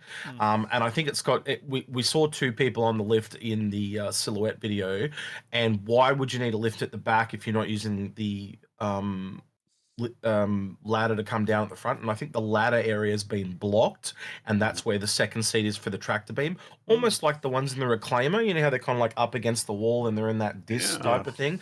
So I think, and if you I've walked around in it to have a look at this, it kind of makes a lot of sense. Where would you put a second seat in this thing? And that's where you'd put it if you could walk through the entire length of the ship. So really it's an internal rework mostly, and then cutting the saddlebags off. Again, another onboarding project like almost all the ones we've been looking at this year. Yeah. Is it possible that this could be just a strictly salvage, but it doesn't print boxes? You have to somehow transfer it to... Like it just loads them in the cache? It just loads it in the cache, and then you somehow... Absolutely. Yeah, I didn't think about that, but that could be kind of interesting. Yeah, I'm only looking at the things they found in the files, and they named and showed certain things. So as I said, salvage lift, salvage cargo area, and then it had 2 deposits, right? So 2 salvage deposits, so almost like 2 saddlebags, but not saddlebags. One working theory someone had for a while was, wouldn't it be cool if the salvage could just be put into a saddlebag? And again, we don't know how that system's exactly going to work, but that would have been cool. One thing I do notice when looking at this, if you look at this image, it is a little different than a prospector, even up here in the front. And every angle we've seen of it in the silhouette video and this image is kind of at like a little bit of a 3/4 angle. So you can't, to me, it actually looks a little wider than a Prospector. Mm. It And could that be. makes me wonder if it does have like a second seat right up there with it. You know what I mean? Like Yeah. there's more room Yeah. internally because Mm. maybe it's a little wider. We'll have to see, but Mm. you know, we'll I'm talk about a little bit about this when we talk about the Paladin. But there's Mm. variants like the Prospector Mm. Max. Not that that's a real variant, but then there's variants that are Mm. so much a variant that they essentially are a new ship. Sorry, Ender, go ahead. No, you're good. You're good. I'm just wondering because X, you mentioned the salvage lift and the loader or the salvage lift, right? And then Mhm. loaders. Is it possible that that's potentially a ground way of moving the salvage? I don't know why, but Absolutely. this Yeah. is giving me vibes that it carries RMC and maybe Yeah. could carry the Mm. saddlebags on the side, and they're just not attached there. Mm-hmm. Yeah, well, But I don't as know. I said, I haven't really gone anything. I never try to go definitive, right? But Yeah. I just try to, and sometimes I'll say things and people think I'm being. I will say from the outset that I'm about to speculate, right? But yeah, I haven't really gone anything on this because again, until now we've only had really dark photos, and even It's today been looking at tough. this one. Yeah, look at the ones we've been looking at, Grim. You can just Yeah. now see, you looking at this, how distorted Yeah. the actual images are, and that's why it's made it so hard to kind of look at Yeah. some of these because they're, Yeah. they're pretty damn ugly.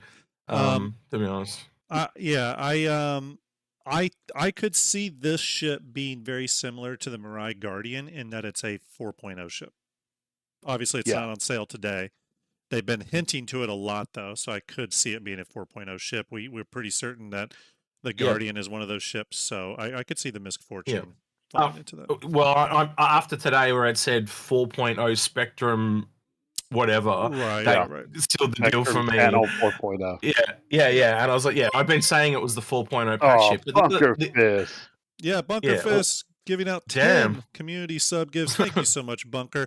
Bunker is one of our favorite people to disagree with on our own Hmm. Discord. So Yep. Absolutely. thank you. Yep. Absolutely. Thank you for always staying tough, Bunker Fist, against me and Ender trying to counter some of your arguments. No, Bunker's a great Starjump community member, so thank you so much for gifting those 10 subs. We really appreciate you. Salute, Bunker. Again, our community is awesome, and we really appreciate all of you. Mm. Yeah, so there it is, Misk Fortune. Again, interested to see more about it. I was hoping we Mm. would hear more about it on today's IAE show, but we Yeah. didn't, other than the teaser. Go Yeah. ahead. Our running theory is basically they're going to try and keep doing them once a quarter, and these might be the ships that do over the holidays. They might try and move back to the original credence of, I don't know if you guys remember way back when they used to do a concept every month, Mm-hmm. Yeah. right? So Right. there is enough ships there that could almost get through to Invictus. I'm not even joking, right? Yeah. So if there's a couple in there, or the couple add that they add later in another patch, like say, January, February, they had a patch, you could fundamentally have one come out a month. Mm-hmm. So we're not entirely sure, Yeah. I but mean, it'd you be know good as well for as I do, it'd be they try to good for spread just them keeping out for that churn sales. up. You know what I mean? So, Yeah, New Soul, hope you're well. Salute to you, New Soul. but Let's who keep knows? let's Yeah. keep moving. Let's keep moving. Obviously, Reliance series. I'm not going to talk too much about them. One quick stop to make though on the Starfare.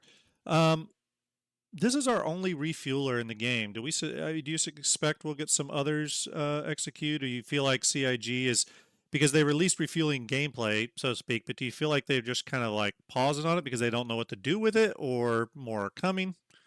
Andrew, I don't know I if you have think any thoughts on that too. yes, but I think more importantly, it's the only gas collector in the game. Yeah, that's true. That's true. Yep.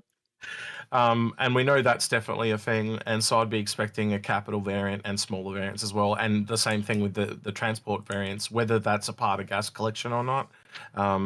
Yeah, I'd be expecting all that as well and more. We So and I mean that by other gameplay as well. Anyway, Yeah, sorry. Ender, me and you were talking just the other day, and we were talking about, We man, were. they need a refueler that put out two booms and refuel two Yep. ships at one time. Literally Mhm. just talked about that Was it? day I think we before were like, yesterday, I believe. yeah, I think we were like contemplating like paladin variant, like non-combat paladin Actually, we variants or were something like that. talking about potential variants for the Carrack, Oh, the and I Carrack, that's what it mentioned was. that the Carrack they could replace the modular section to be just a gas tank. Yeah. a fuel tank, and then they could. And you mentioned the 2 booms on the back could come down and perform refueling.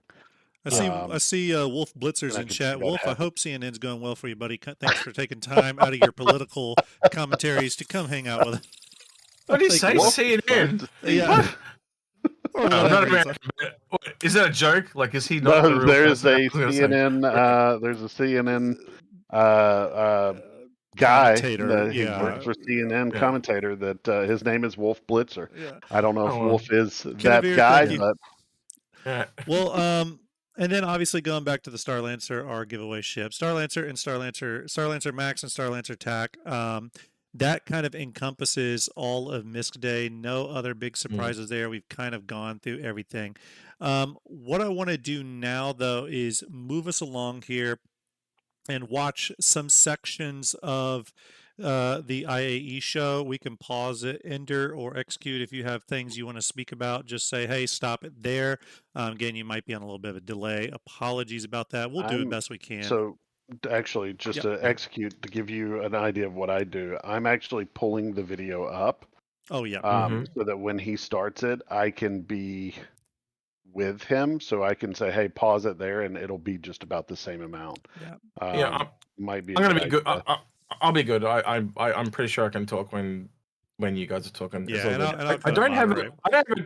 I don't have a terrible lot to say about this whole video. I had a lot of people ask me about it, but none of it was really new to me.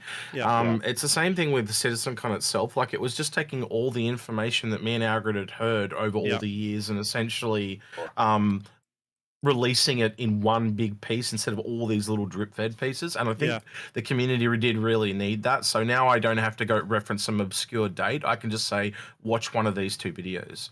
Yeah, actually, I was hoping. I forgot that there wasn't a lot of visuals in this. You know, we could actually just talk about it because it's just a lot of talking heads in it. Let's just talk about it for a minute. So let me switch to Spectre 3. If you do, the episode primarily centered around capital ship combat and what the future of that looks like. For me personally, as the owner of several combat-based capital ships, but also just capital ships in general, Kraken, Pioneer, Polaris. I was really interested to hear CIG's take on it. It's pretty much what I thought it was going to be. It was interesting hearing the shield emitter thing. I knew those were going to be important, but it was interesting to just hear that reconfirmation that shield emitters on capital ships, and when I say capital, you could probably include large ships as well in that, like the Perseus and stuff. But shield emitters are going to be a very, very big deal.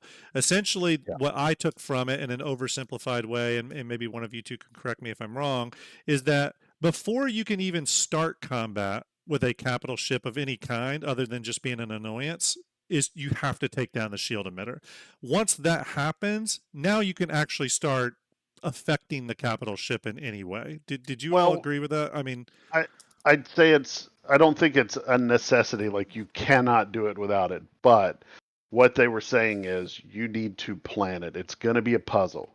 So if that's not your first puzzle piece, something else needs to be, whether that's power, whether that's shields. You need to figure out which first step you're taking. I do think that shields will be the first step for 95% of the people, though, because you're not doing a lot of damage to anything without those shields down.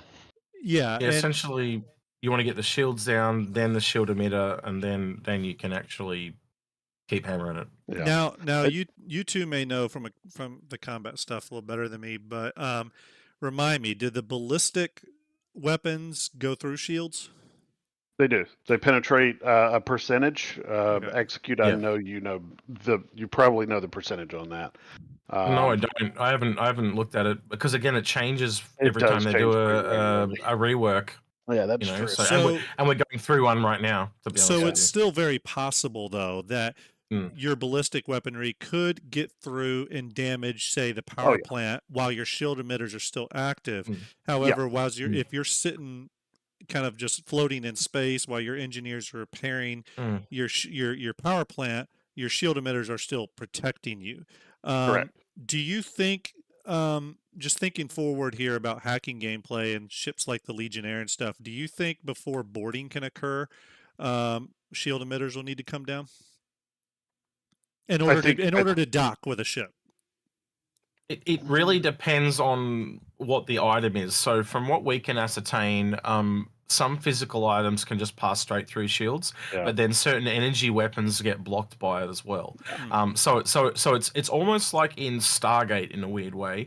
You know how they wanted to use all the human weapons, like so Thor's race, I think they were called the Asgard, they were. they wanted the human weapons because they were slower and they passed through shields, where theirs were all energy based and they wouldn't. So Yeah. I think it's a little bit like that, because we've often thought, how the hell is a mine even going to do any damage to a ship when they're almost always going to have their shields up, right? Right. Now, obviously, you've got the different flight mechanics, so you could be flying in nav mode and one just launches onto you. But we always wondered if they could just kind of essentially float through shields. So again, I think that's still a question that I'd actually like answered. We've I never ever got any concrete answer on it, but I yeah. almost wonder if for things like the Legionnaire, things like the mines, if take the mines as an example, since execute you mentioned those. Mm. If the mines wouldn't do a little bit of hacking gameplay in a way, where maybe they Yep. upload something to the ship that they have started to attach to Mm. or go towards, that allows them to pass through that shield Like a and makes virus or them something. essentially a virus that says, no, this is a friendly, it's good, and then it attaches to the hull and explodes. Possibly, Or but we saw more like it was a ballistic weapon. yeah, or it's more like a ballistic weapon and it gets close, Now, explodes for that maximum damage through the shields. now we have Yeah. heard CIG. I can't remember what the source was, but we have heard like maybe once or twice it was mentioned that there could be possible things like EMP mines and stuff. Yeah. We know there's two mines currently scoped out. One of those being the Homie mine, the other one being the Century mine, and then there's of course the nope. It's only those two, right? I think it's just those two that we've Yep. seen, but we have seen development screenshots of other mines in testing, and some of them even had like electrical kind of visual effects going on with them. So again, very well could be some sort of EMP based thing. Pretty much everything that the Perseus ammo types they talked about, I could totally see any of those being a mine. Right, like Absolutely. Yeah. incendiaries and other things. Yeah. Yeah. Just a different charge, essentially. Yeah. Yeah. Yeah. And I know you were talking, Execute, when you were talking with John Crew and Ben Curtis, the Nautilus came up. Speaking of Mm-hmm. mines, the Nautilus came up, and everyone knows I love that Yeah. ship. Yeah.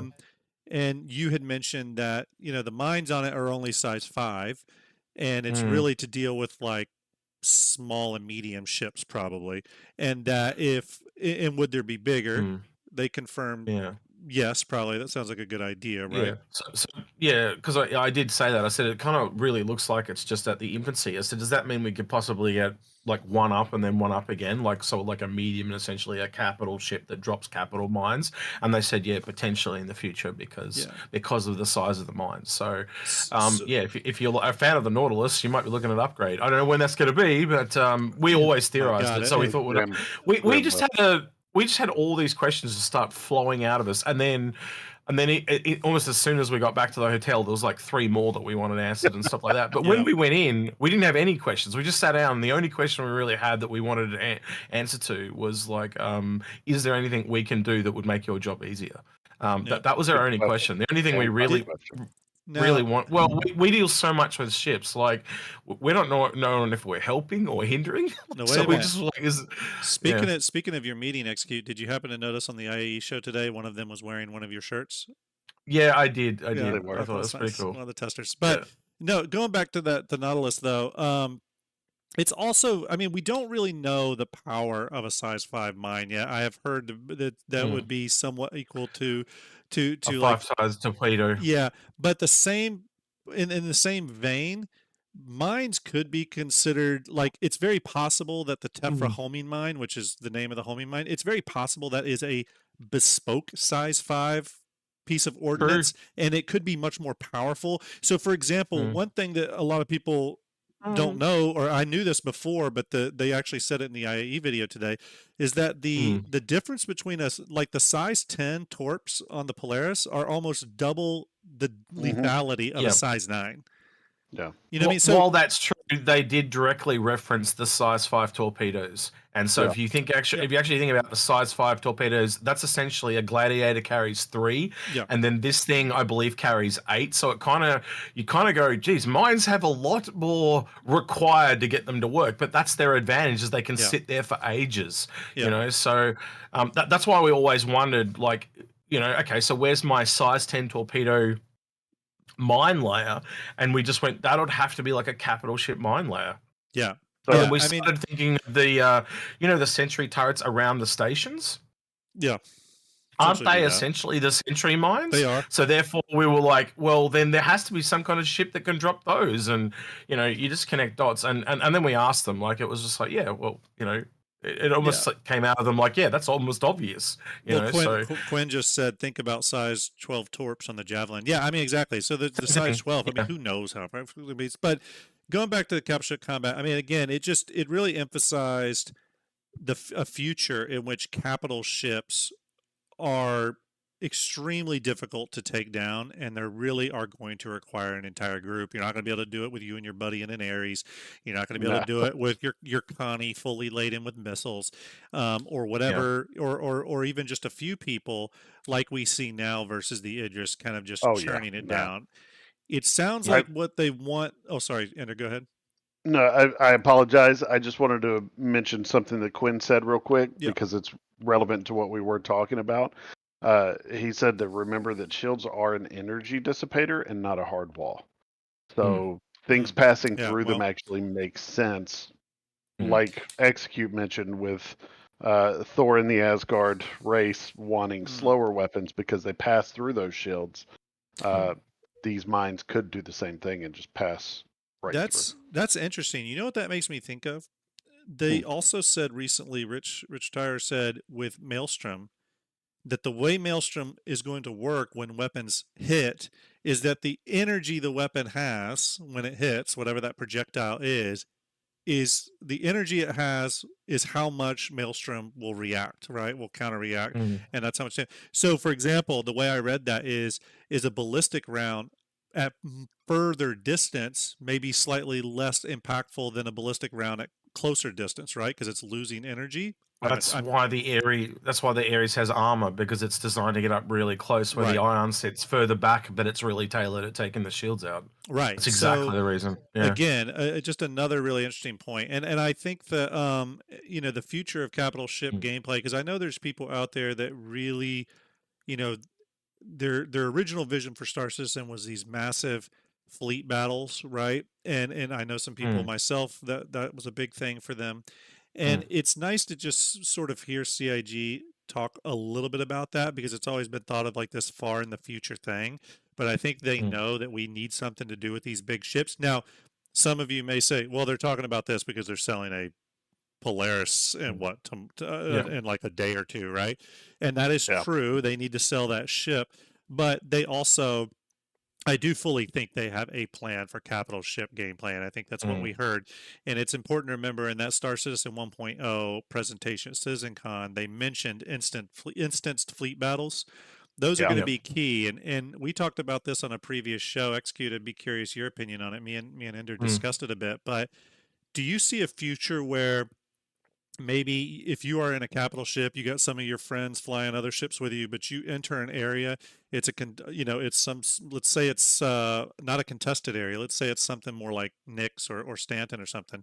You fly into that area, you come across another ship, you can engage them, or could you queue and like see if they are will opt to join you into an instanced version of that, or do you see instant stuff as being a sort of thing that you have to queue for before you ever reach combat, almost like Arena Commander where you're actually going into a lobby and doing it? Um, And how I do you think see that affecting just your wider open sandbox gameplay?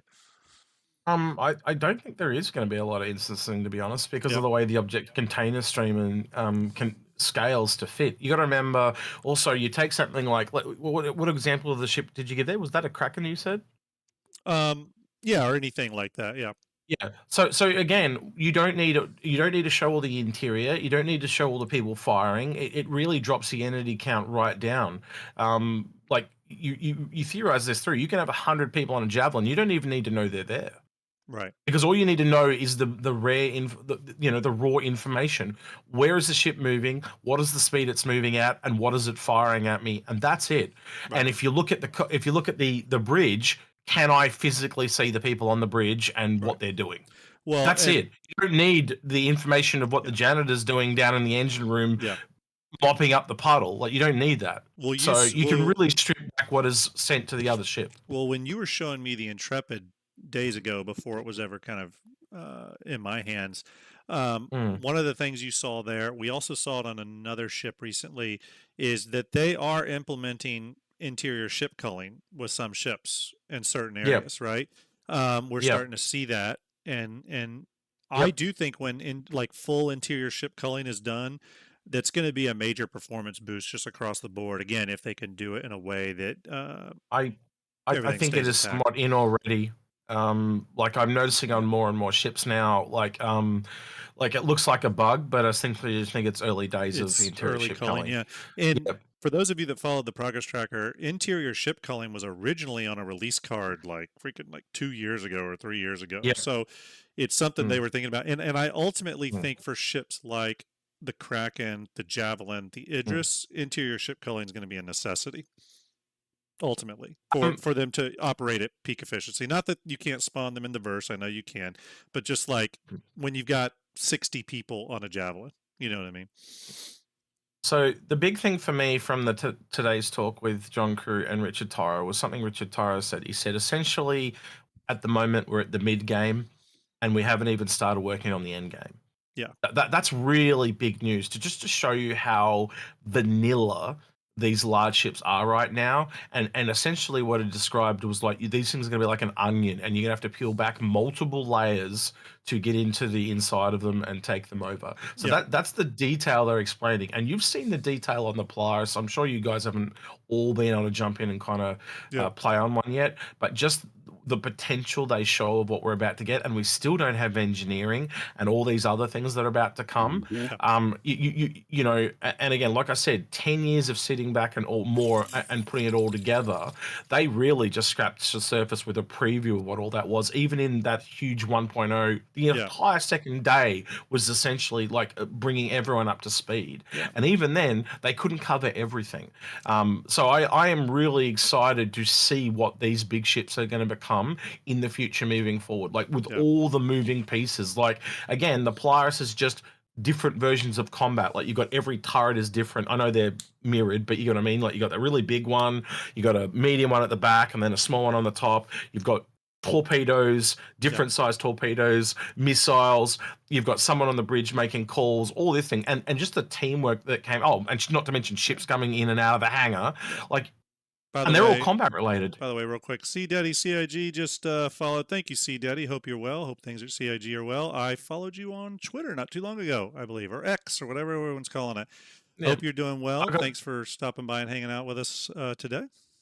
Yeah, it's good to see him. I got to meet up and see him in the flesh at Sizzleco. It was Oh, good fun. cool. Very cool. Very Yeah, cool. yeah, Thank you, C yeah. Daddy. Appreciate it. Anyways, yeah, I mean, again, it's one of those things where we've heard CIG talk about some of these game systems before, whether it's medical Mm, or base building or combat or repair or whatever. But a lot of these, were years ago, and it's always nice to sort of hear about them again, get confirmation that it's being thought about. And Rich kind of alluded to that during the show today, where he said, we're not just throwing darts here. This is stuff we've been planning for, and yeah, again, and I'm sure they have to fly by the seat of their pants some, right? Game development yeah, is a dynamic environment. You have to yeah. change and stuff. But again, it's always nice to hear that confirmation that, look, this isn't Mm, just us rolling dice every quarter. There is a goal mm, here, there is a vision. And this is specifically why I said, and we got into a little back and forth with one of the viewers on our last Starjump Station mm, show, where it's like, at least there is a vision that they're putting out there. You may not agree with every part of it. There's parts of it you may mm, not like. But but at least there is a vision internally and they're working towards it. And I think that's really important. And when they get that vision out there, if we're all playing it and something is not playing right, I'm sure they'll adjust it and change it because again, that is Yep. game development. Yeah, game development is essentially R&D, you Yeah. know. Yeah. I always use a thing like, you know, I can give someone unlimited money and I can take them to be the top science, let's just say cancer researcher in the world, and say, how long is it going to take you to cure cancer? And they can't tell me. Yeah. Right, because they don't know, and game development's a fundamentally the same thing. And that, you know, we see Absolutely. them trying things and failing. And well, that wasn't that a waste of money? No, it's like Edison. Edison made 1,000 light bulbs before he invented how he got one to work. And his famous line is, no, they said, how did you feel wasting all your time making 1,000 light bulbs? He said, no, I learned 1,000 ways not to make a light bulb so I could make a light bulb. Right. You know, like that's essentially what it is. Well, 100%. and also, I mean, ultimately too, it's like I have Ender knows I have friends in pretty high places at Rockstar and Bethesda, and I talk to them, you know, not frequently, but semi often when I can, and you know. The stories I hear out of there with game, you know, whether it's Starfield or the next Elder Scrolls or GTA 6 or whatever, is that there is a plan in place. Some of these games have been long in development. I've already told Ender that my friend Corey at Rockstar said they started writing Grand Theft Auto 6 in 2014. Okay, Yep. a decade ago. Okay, and essentially what's difficult on these very complex projects that are in development for so long, this is what a lot of people forget, is you start with one vision, you work for 3, 4, 5 years, whatever, and then the gaming industry's just changed. The gaming landscape, what Yep. people actually like to do in gaming changed. So okay, you got to adjust for that. You can't keep making a game that's going to appeal to people 10 years ago. You got to stay fresh too. That's just the gaming industry. So then you have to make some adjustments. Well, then another 3 years go by. I mean, that's sort of the Achilles heel of long in development games. But again, Star Citizen and Squadron are not unique in being long in development games. Okay, I can tell you for a fact. There's a lot of my friends in the game industry. We talk about this all the time because they know I'm into Star Citizen, and I'll be like, "What do you think? You know, about Star Citizen's development time?" And all of them are like, "Yeah, you know, it's plugging along. They're making two games, right?" I mean, these are not unknown stories in the gaming industry.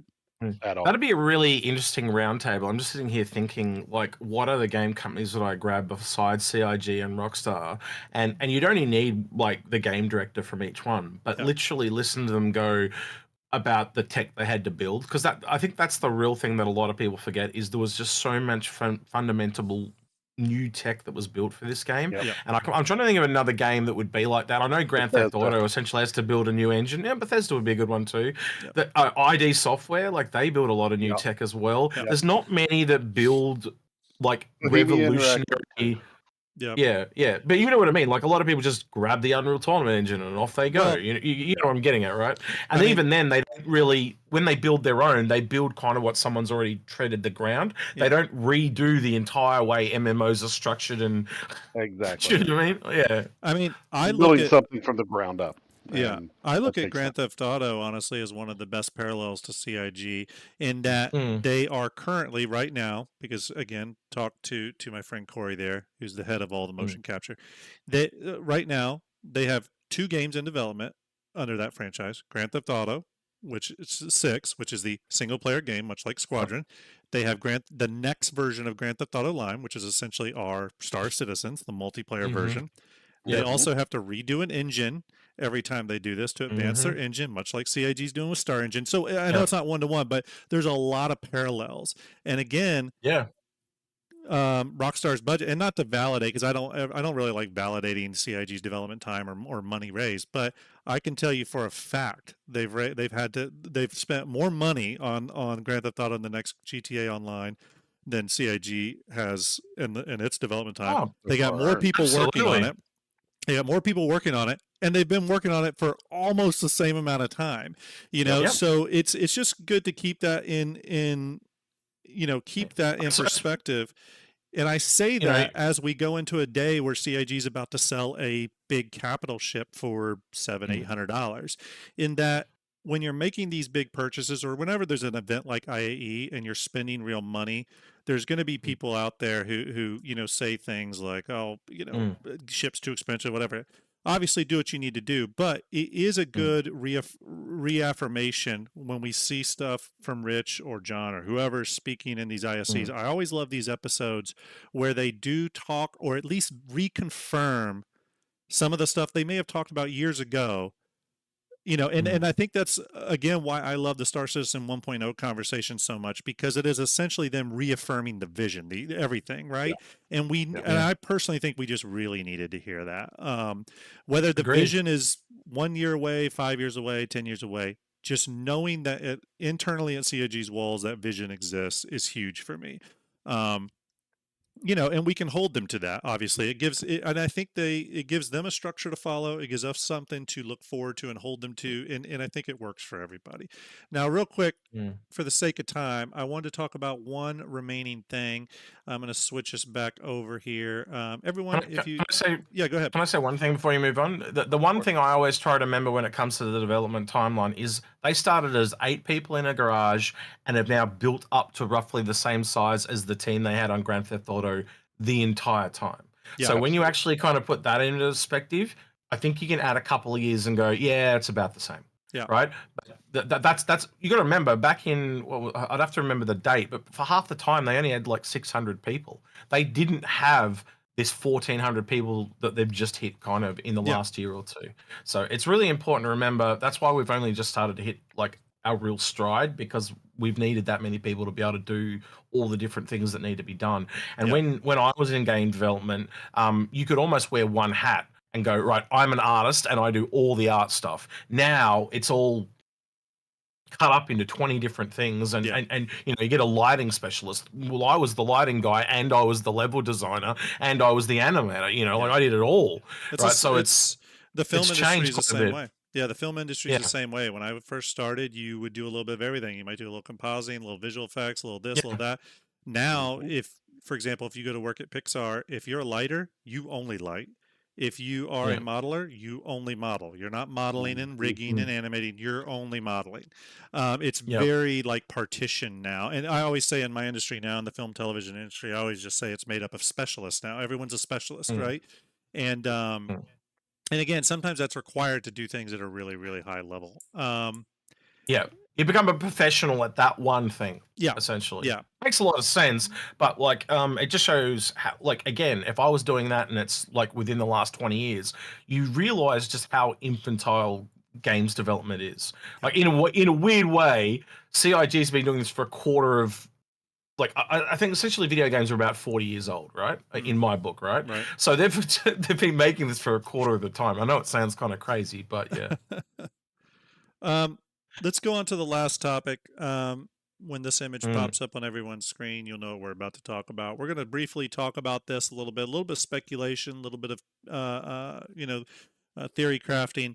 Obviously, we're going to be coming up on Anvil Day before too long. I'm definitely mm, planning a Starjump Station episode for Anvil Day, not Mhm. only to talk about the medical terrapin and see where that falls price wise, because that's one of my biggest like mm, question marks for this IAE, but also mm. to talk about this new concept ship. So we talked about it a little bit on the previous episode. I know Ender, you have your thoughts on it. I have my thoughts on it, but let's turn it over to Execute real quick. Execute.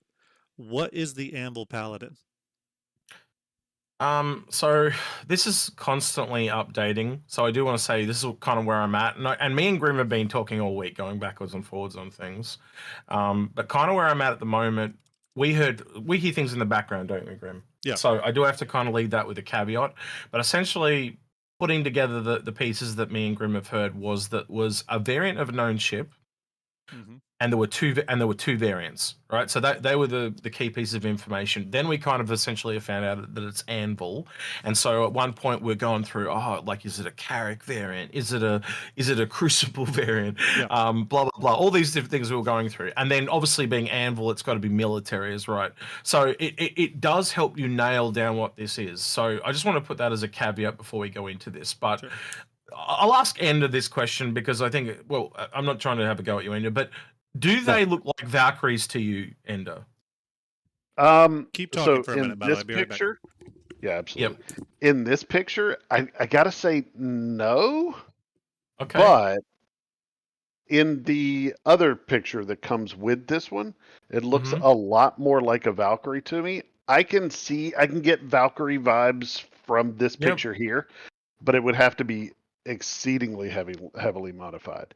And that's where I'm going. I think these were onboarding tasks, and I think the way I'm thinking of it, right? If you're training someone, you get them to do one on their own, and then you Sure. get them to go up a couple, like a size or so, and then go now get 2 or 3 of them working on it together. So they Sure. get the experience of doing it on their own, they get the experience of doing it in a team, and then they can work as a team. So then you can put them with everybody else, Right. right? Right. And I think we like the Pedigram and the Firebird and things like that came earlier in the year. I think that's Those what are they the were, small and yeah, and I think for this is probably individual one stuff. these two are probably what they put them on in maybe 2 groups or whatever Yep. to get another one out. So I believe that they're Valkyrie variants, but like the Firebird and the Pedigram, they don't carry essentially the Valkyrie moniker. They're kind of No. more like, again, so we see it as the Anvil Paladin, and I don't know what the second one's possibly called unless they actually have 2 variants of the Paladin.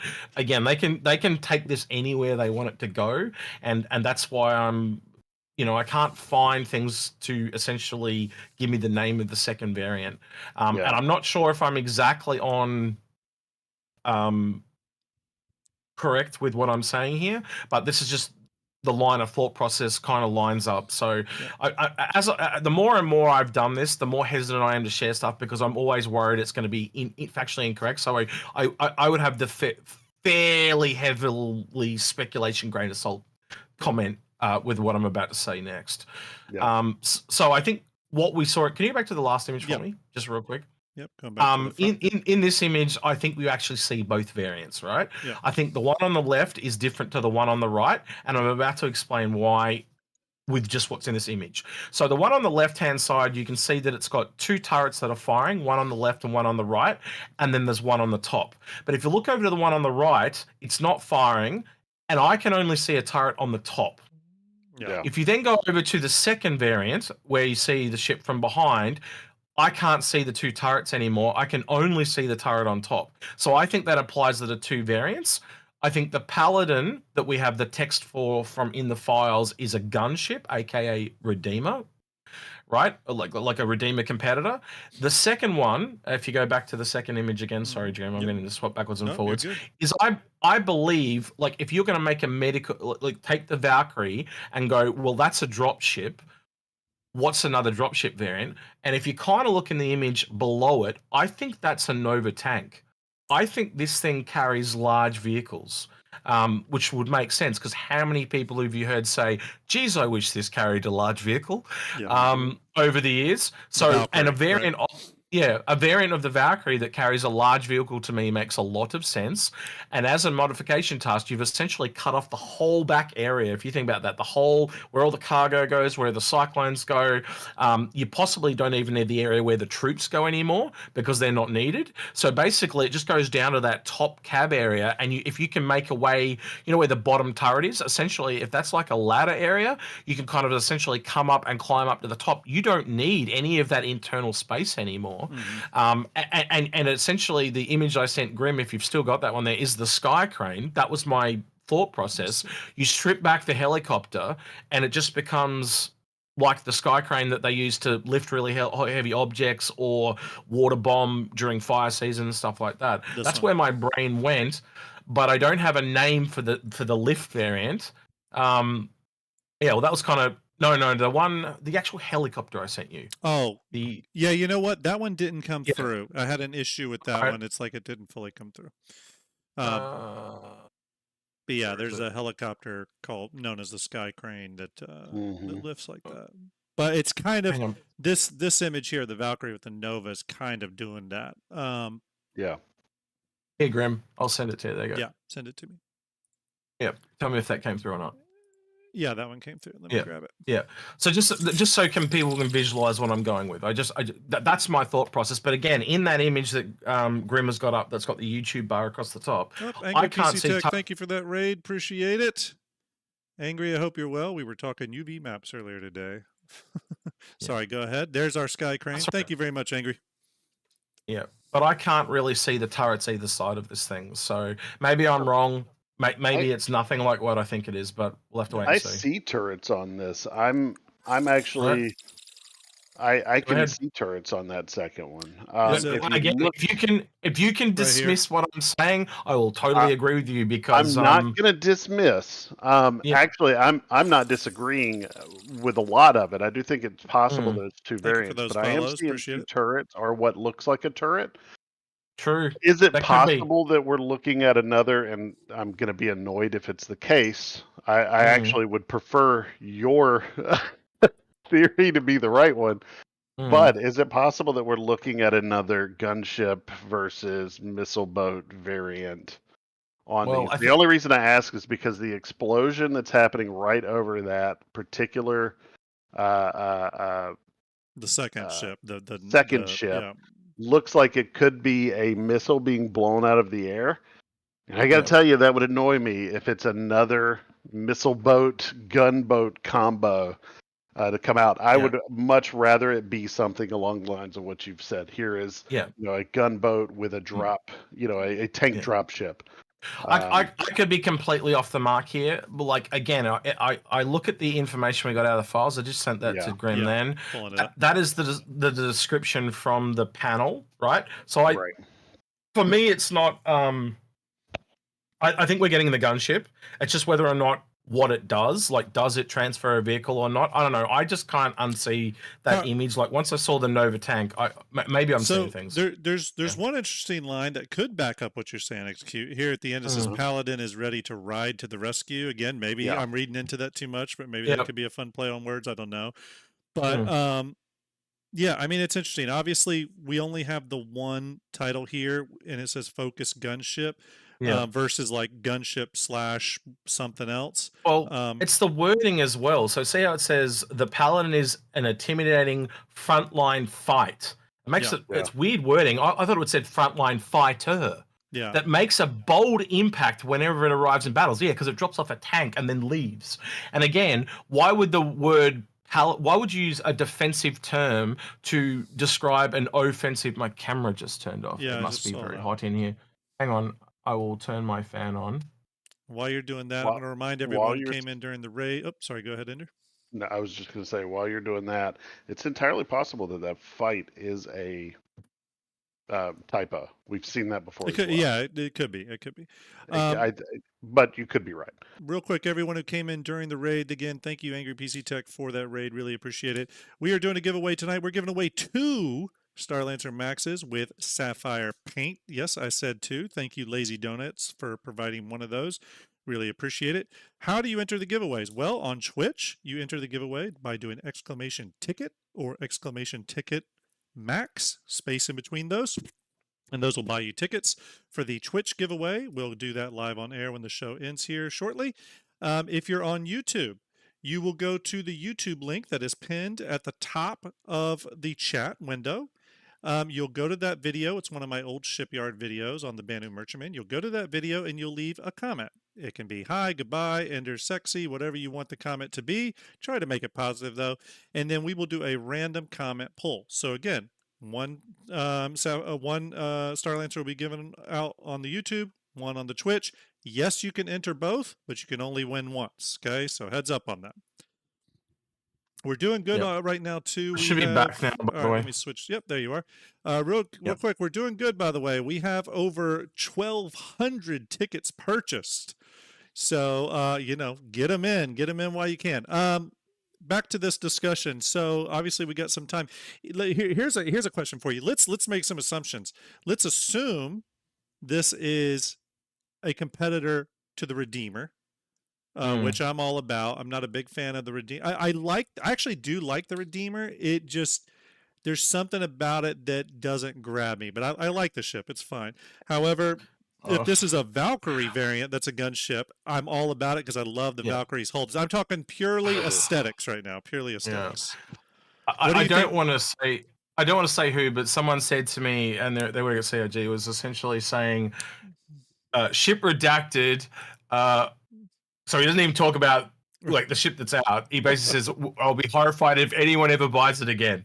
That's basically what he said. So, Right. yeah, I just so I'm like, well, that's either a Redeemer or a Valkyrie based on what I'm looking at in this ship. So, Right. um, So yeah. then on that, let me ask you, if this is, and I'd be curious to know, and I may need help. What's the price of the Redeemer right now? The war bond price. $330. Okay. If this Paladin is what we're assuming it to be, this Redeemer competitor gunship thing, how much is it? Well, you got a Valkyrie at 375, so I'd say somewhere in there. It could even be more than the Valkyrie. Or So 10. I Turrets, mean, thank if you. it's a Valkyrie, if it's built off of the Valkyrie, not necessarily the Valkyrie, but built off the Valkyrie, I expect it to stay around the similar price. So Well, yeah, 425. You but know, it's also going to if go up it's for what it is. Let me ask this: is the well, Valkyrie overpriced? Because I've always thought it was. again, if you're stripping off the whole back of it, though, Thank you, doesn't it Nupkins. that kind of make it cheaper as well? It should. It absolutely. Yeah. So it if could. it's stripping the back off, yeah. Again, well, let's break the difference. 375, 330, around 350, 355. I Like can agree that's with that. possible as well. Yeah. With knowing the back is potentially getting torn off, yeah, I could say that. Right.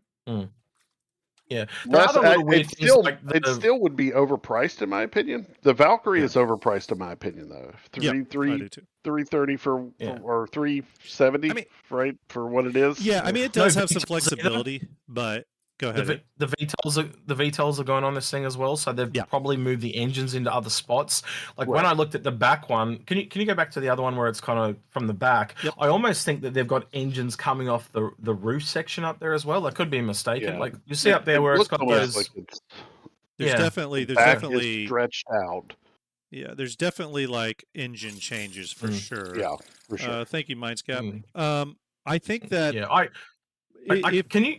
Can you bring up the image I had where I just circled what I thought the Nova tank was? Because I want other people to look at it and dismiss me. But the fact that you can't see the lines underneath the ship because of it sitting there makes me think it is a Nova tank. Now I could be just seeing things, but I want people to be able to say that guy's a crazy lunatic. This is not this. This is this. Can you see that? There's the red right here, the Nova that you circled. Yeah, I see why you circled it. It does kind of look like a Nova down there. I remember the distortions and stuff that we saw on the Misk prospect earlier. Okay. So it is almost like a kid's crayon drawn version of the Nova. But there are lots of distortions. You can see them in the lines on the ship. Like they're all ziggled and that. So it won't look exactly like a Nova. Won't be clean. It'll be a bit blurred. You got to cross your eyes and blur them. Remember those paintings you used to have to look at? So it's interesting. But here's my thing. And remind me if there's precedent for this. I think there is precedent for this. If the Valkyrie is quote unquote overpriced, I mean, I would argue that it is a flexible drop ship. It can carry a vehicle. I do wish that its cargo space where the vehicle was did have a full on cargo grid though, because I don't think it does if I'm thinking right. So it didn't, and then they gave it one later. Oh, so it does have one now. Okay, cool. Yeah. Okay, Fan Mesa, thank you very much. If it's at that price, would they ever come out with a variant that's cheaper, or are the variants always equal or greater to after the initial one has come out? Like, so we have precedents for that now in the Antares. The Antares came out and it was $25 cheaper than the Scorpius. Sure. And I've often brought that up about a couple of ships this year, like the Medical Terrapin. The Terrapin is one of the most expensive profession starters we have, and it don't make no sense. Like the Vulcan isn't out yet, and it's $200, and it's twice the size of the Terrapin. Yeah. Right. And it's a profession starter, right? So you kind of add everything together. You just go maybe the Medical Terrapin, because I'm looking at the Apollo at 250, and then you've got the Cutlass Red at 135, and if you brought that ship out at 220, it's only $30. Why the hell wouldn't I just spend $30 and get a Medical Terrapin? It doesn't make no sense. So if you bring it back down and kind of put it at the halfway point, like 180 to 190, that sounds a lot more justifiable to me. And you don't want to get too close to the Apollo, because the Apollo is way better from a medical standpoint. Yeah, exactly. One tier bed, or I could literally, if I just put tier 2 beds inside the Apollo, that would be 4. Yeah. Yep. Yeah. Yeah. Yeah. That'll be interesting. I keep saying this, that one of the, I mean, besides the Paladin, one of the most interesting things about Anvil Day is seeing where that price point comes in for the medical terrapin. Absolutely. I mean, at the same Yeah. time, though, I could see them having a little bit of a premium on it because, and correct me if I'm wrong here, versus the Cuddy Red, the C8R, and Mm. even the Apollo, the Terrapin Mm. is technically a probably a military medical ship. Would you agree with that? Mm. The Yeah. Terrapin, yeah, it's more combat orientated. It Right. was originally a search and rescue, so SARS, and search and rescue go in under fire to rescue someone. Right. So So that's why I assumed for the longest time it had a drone because it didn't have a second seat. Now I've got the second seat. Obviously, the nurse or doctor is the one going out to pick them up. right. So Um, that military premium on top of it could also justify a little bit of its price. So Agreed. it's going to be interesting to see where it Yeah. falls. Yeah. Um, Well, that's another thing to bring up too. Like any what do you call it, military ship. That was something a big. There was two things that came out of Citizen that were really big for me in our grid. Yeah. One was the Bengal building. The second one was that combat ships cannot be purchased; they have to be crafted. Right. So all of Yeah. a sudden, we now understand what we called a combat tax for all those years is actually a military tax. And so things like the Carrack, the Polaris, you're not going to be able to buy them. You're gonna have to build them yourself, right? So that all of a sudden does put their value up quite significantly because you have to it's more of a time investment to go build something than Yeah. just pay someone else to do it. So it's going to be interesting from it also gives players the chance to sell things to other people as well. So Yeah. every military ship, all of a sudden you now understand the price premium on them. Yeah. And again, even this or as you said, the medical terrapin over, say, a normal Cutlass Red, because Drake isn't military. So the Right. Cutlass Red, but then the Pisces all of a sudden is more expensive because it's military. It's very interesting to see. We now have got this clear cut divide. Yeah. And I mean, the same is going to be said, for example, for the alien ships in the future. Like if you're wanting like Agreed. a Vandal thing or something, you're going to have to, it's probably going to be a hell of a rep grind to be able to get the plans to build that. A lot like the military ships, you're going to have to go through extra steps versus if you just want to like craft a Vulture, which is probably going to be a little bit easier to get the plans for. Yeah, well, so we never understood why they were more expensive. Now we have reason. Now we have And gameplay reason. Yeah. Yeah. And I don't think CIG realized how important that was for us to know because now it justifies purchasing decisions, right? Well, Because the other thing could be is, let me just put this out there. I have no basis for this at all, right? But say it was the same with Origin. Origin is maybe like Ferrari, where you have to be invited to buy their ship.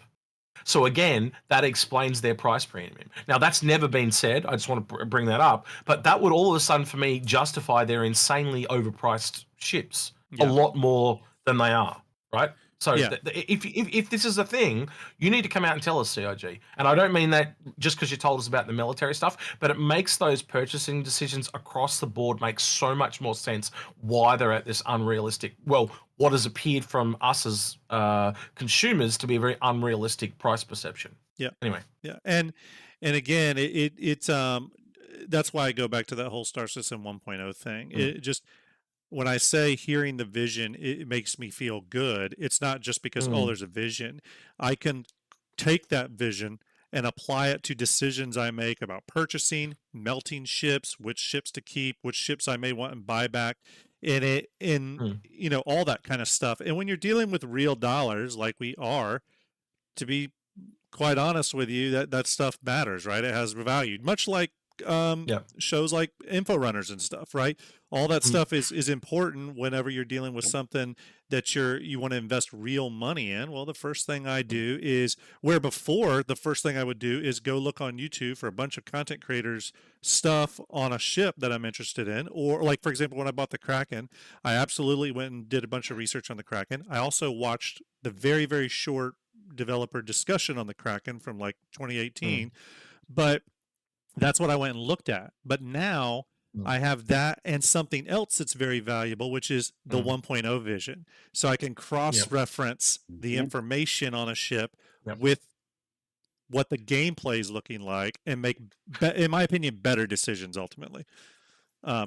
I think it's made better. Like in a way, it's kind of taken away from what me and Algra do, because we've got this big knowledge base that we've been able to draw on. But by updating it for everyone and going into 1 or 2 videos that people, it's almost like a reset. You know what I mean? Yeah. Now, people can go out there and make more informed decisions. And I actually I'm going to be honest, I prefer that, because everything from that me and Algra have done has come from a place of helping. So now it's easy for people to help themselves. Well, the same still applies, though, in my opinion, right? It's the same reason why Mm. I talk about ships a lot. I know you all too. Like, now the vision may be out there and anyone can go watch that, see what the 1.0 vision is, but there's still people that are going to have trouble taking a ship that CAG is not talking about right now, like the Vulcan, Yep. and saying, well, how Mm. does that fit into this vision? And that's Yeah. why I still think shows like Info Runners and stuff still play a very important role, right? Because CIG can't address every single ship at all the time, right? And I Yep. think that's one of the great things about content like that is you can cross reference it against that vision and people can make better informed decisions, you know. And not only on what ships to buy, but what ships to melt or what ships to not, or to let go by, or for example, the way that I know Info Runners discusses it a lot, but earning down, right?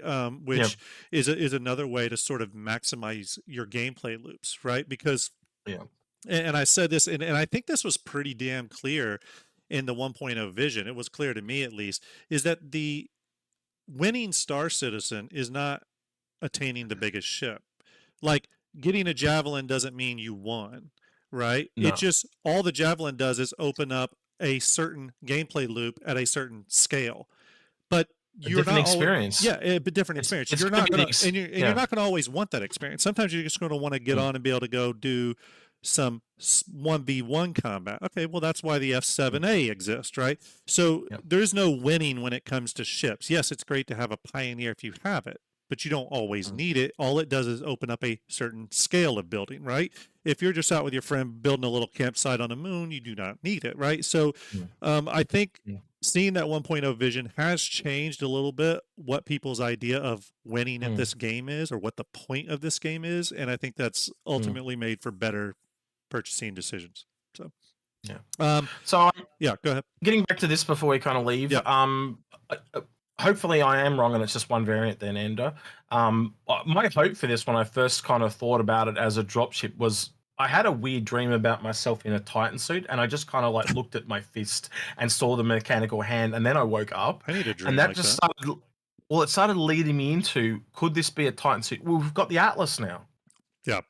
Right. So if they're going to bring this out, could it possibly also not just carry big vehicles, but could it have some kind of way to carry Titan suits? And that's kind of where my brain went. And then when I started really analyzing this, that's when I saw the Nova tank, and I went, large vehicles. How many times people said, can the Valkyrie carry a large vehicle? And that's where I went.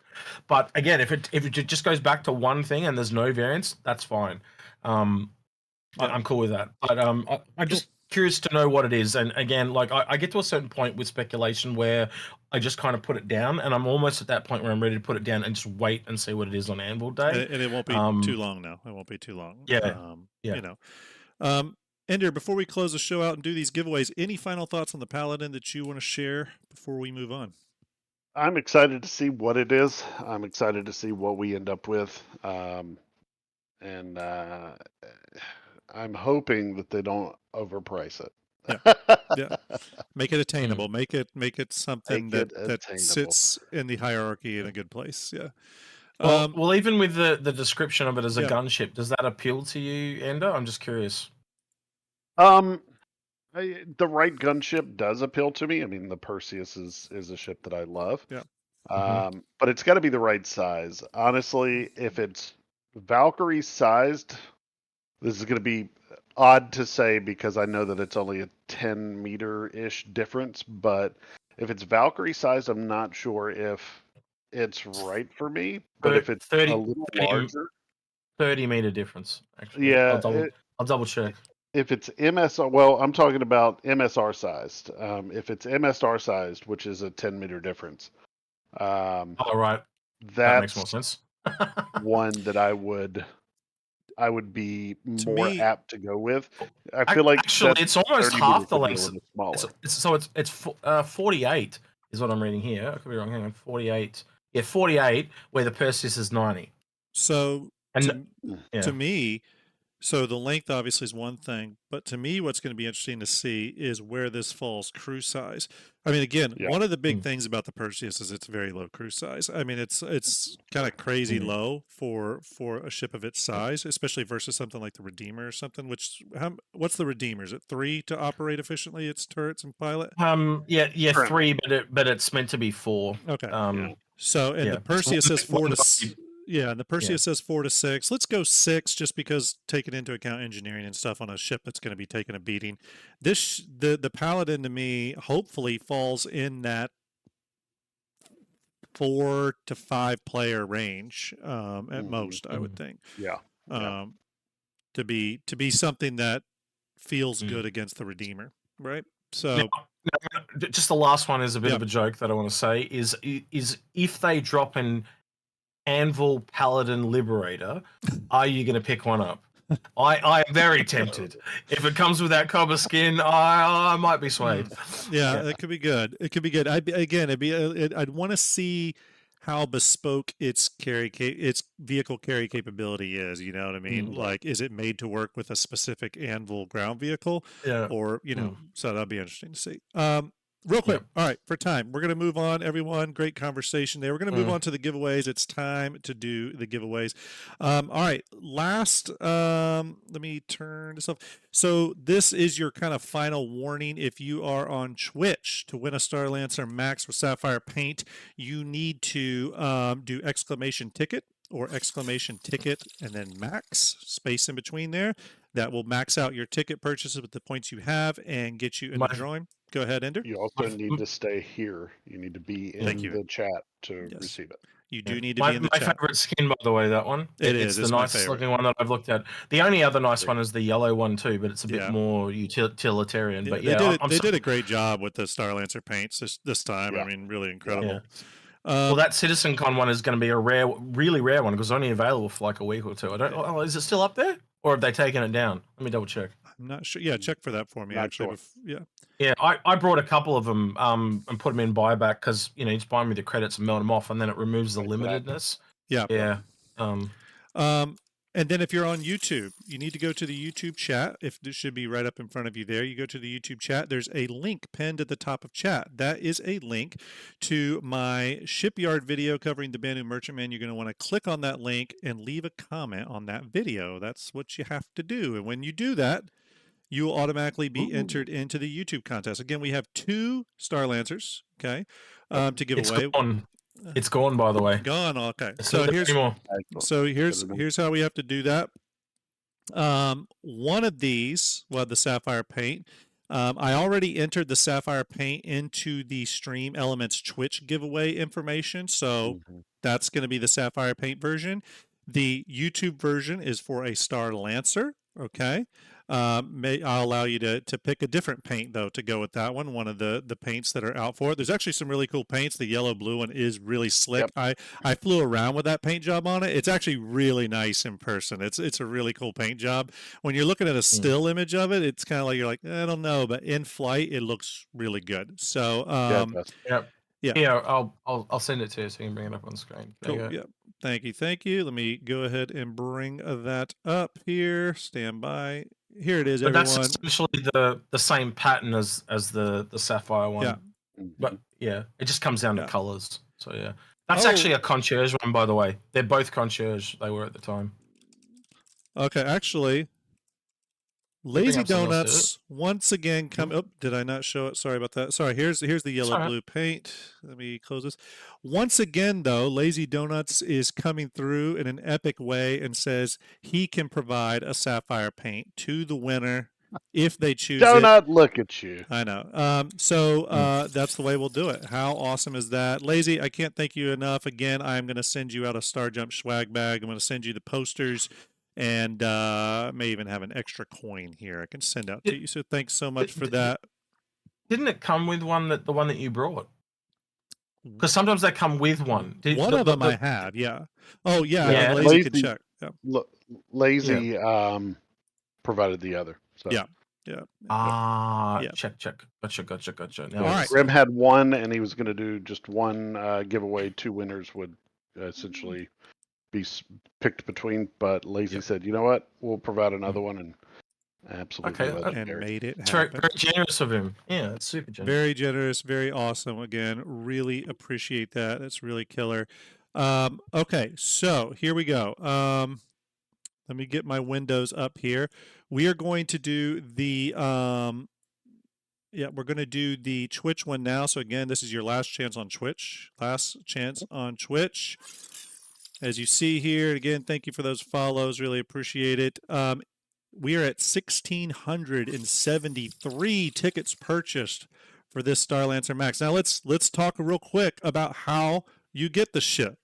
If you win, I'm going to say this here very clearly. If you win on Twitch, you need to DM me through Twitch.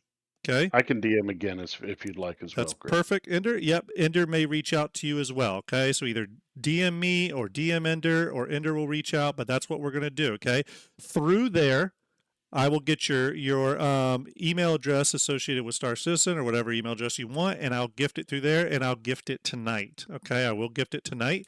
That way we can make sure it all goes through. If you're on YouTube and you win, you need to contact me through DM on Discord, where I will verify you, and at that point, I will send it to you. Okay? Can I ask a question? Go ahead. Can I enter? But if I win, I get to pick who wins. Sure. Yeah. I'm not going to keep it. I'm not going to be that mean to Absolutely. you. But just for shits and giggles, I'll enter. Absolutely. Right, there we go. All right. Did that work or not? I don't know if it worked. Yep, you're in. Yep. I Cool, think sweet. you are. Wait. Hit it again. No S. Ticket Max. Ticket Yep, Max, yep. Roger. My bad. All right. How's that go? There we go. Yeah, There we go. go. Cool. 10 Cool. tickets. Sweet. Yep. Cool. Yep. Today I turned on the notification, and I don't know if you saw Yes, that. you did. I was Very less, proud of you. I was Very less proud of you. stupid today. It's a learning curve, man. Trust me, I know. I've made the mistakes. Yeah, we gave away 2 Intrepids the other day, and I forgot the notification thing. So, okay, here we go, everyone. I'm going to do a 10-second countdown where we will draw a winner. Okay, you know what to do. You're going to be reached out via Twitch DM or reach out to me or Ender via Twitch DM. Here we go. 10, 9, 8, 7, 6, 5, 4, 3, 2, and 1. All right, we are closing the giveaway. Good luck, everyone. Giveaway is closed. Here we go. We're going to draw a winner. Congrats to the future winner. I am doing it now. Here we go. Good luck, everyone. The Fire Beans is the winner. The Fire Beans. Hopefully you're in chat. If you're in chat, They say are hello. Not in chat. Okay. If they're not here, we're going to draw again. Can you spell it for me? TheFireBeans.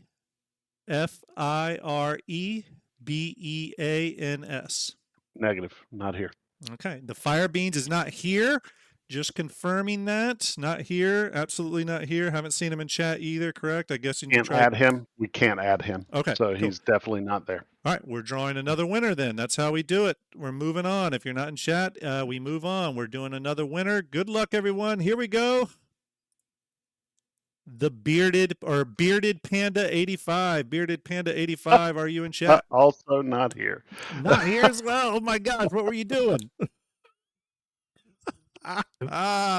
Bearded Panda 85, not here. Okay, still seen, not here. I guess we're gonna have to draw one more time, right? It's just more chances for you. Here we go. All right, here we go. Went for a shave. Someone wrote went for a shave. Okay, Not here we go. It's just gonna be the panda. Yeah, Marky. All right, doing another winner. Here we go in 3, 2, 1. M4 Marzipan. It's Marzipan. M4RZIPAN. Not here. That's okay. We'll keep going until there is a winner. That's the way we do it here. How long have you been doing this giveaway for? That there's so many people. Wait. 3 hours. Oh, there he is. Talk. Marzipan's there. He's there. Sorry. Yep, he's there for sure. Stand by. Making sure I added him, but I want to see him. Okay. Where's his? There he is. Yeah, there he is. I saw him. I am DMing you now. Cool. Hola. Marzipan Ender is going to get your email address. I will send it tonight. Okay, I will send it tonight. It's going to be after the show though, so I'll wrap up the show and then I'll send it to you. That is a Starlancer Max with the sapphire paint. Congratulations. Really awesome, Marzipan. Thank you for sticking around with us and entering the contest. It's an awesome ship. The Starlancer is an amazing ship, by the way. Amazing ship. Yeah, definitely Okay. agree. So here we go. We're doing the YouTube giveaway. Ender, thank you for handling that. I really appreciate it, bud. All right, we're going to the YouTube giveaway. Okay, here's how the YouTube giveaway works. If you're on YouTube, you will see the link pinned at the top. That is for a video you were supposed to leave a comment on. Hopefully you did that. It can be one word. Actually, you can enter this one too if you want. Bearded Panda is actually on Twitch, but he wasn't there when he needed to be there. Yeah. Oh, sorry, bud. You really shouldn't pick the worst time to shave your beard off, Bearded Panda. That was yeah. Bearded, we may be able to send you a consolation prize though. Maybe a poster, IAE Starjump poster. We could probably make that happen. If you want to DM me, Bearded Panda, I could get a cool Starjump poster or consultation prize. How about this? I'll send him a ship. I've got a bunch of ships I can send him, so I'll find something. It won't be good as a Starlancer, but I can definitely send you something. Bearded Panda, get him to reach out to me, and I'll find something for him. Bearded Panda, DM Execute. He's going to set you up. That is very generous of you, Execute. Thank you very much, my man. Really appreciate it. All right, so it's today. When did we start streaming? We started streaming at 9 p.m. 9 p.m. All right, so I'm going to set the filter to 9 p.m. start time. There we go. That is locked in. Here's how this works, everyone. Hopefully you got your comments in. I'm about to hit pick a random winner, which I'm going to do in 3, 2, 1. The shark is hunting for its victim. Good luck, everyone. Really appreciate it. Here we go. Here we go.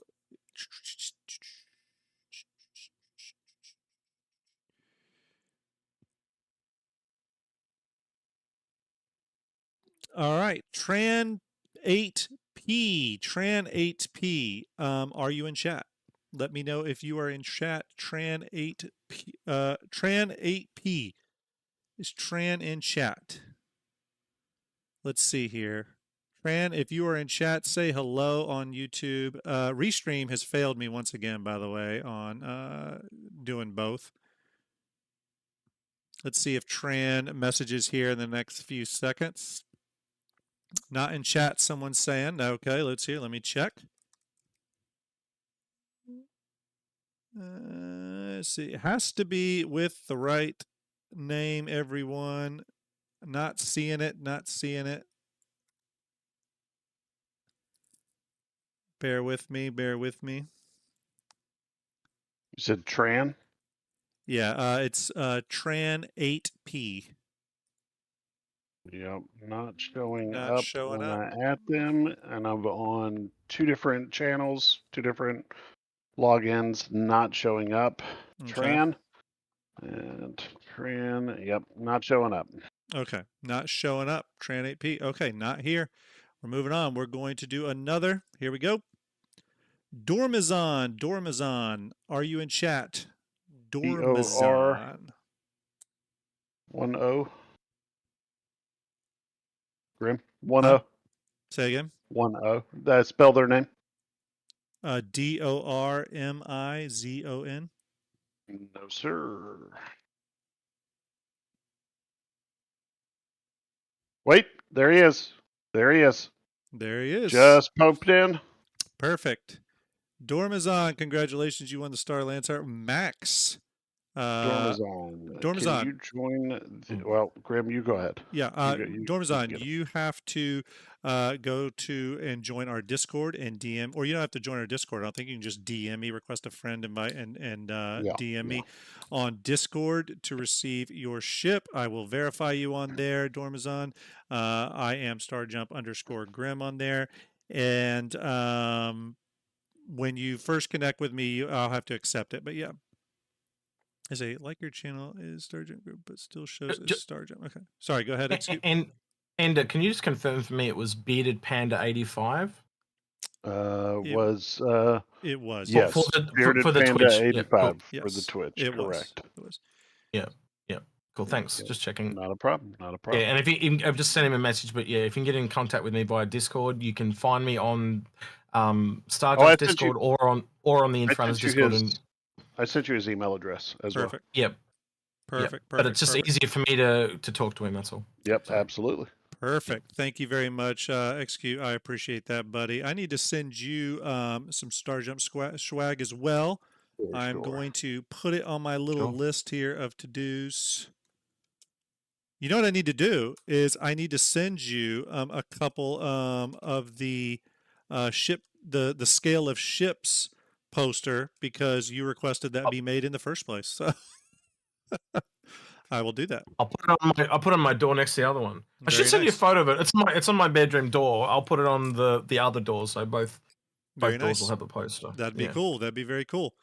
All right, everyone. That was today's episode, day 3 of Starjump Station, covering Misk MARAI and obviously many other things with our Starlancer giveaway.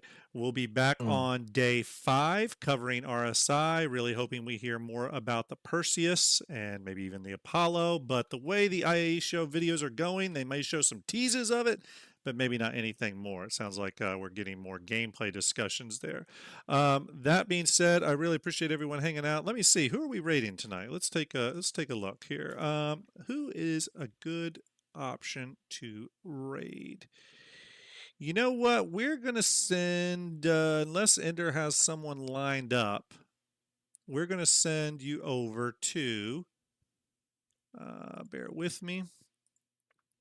I'll initiate this one here. We're going to send you over to, just a minute, everyone. Stand by. Okay, here we go. Sorry, everybody. Sorry. Any final words from either you before we break out and do the raid? Do something kind for a random stranger and get in touch with me if you want to donate any ships for giveaways for our St. Jude push in March and April. There you go. Execute. Be awesome to each other and enjoy IAE. Yeah, thanks for having me. It was a pleasure as always. Love talking with you, Execute. Really appreciate it. We're going to send you over to Marcus the Way, who is doing some sort of charity giveaway thing. We'll see what that is, but give him some Starjump love. Really appreciate it. Thanks, everyone, for hanging out.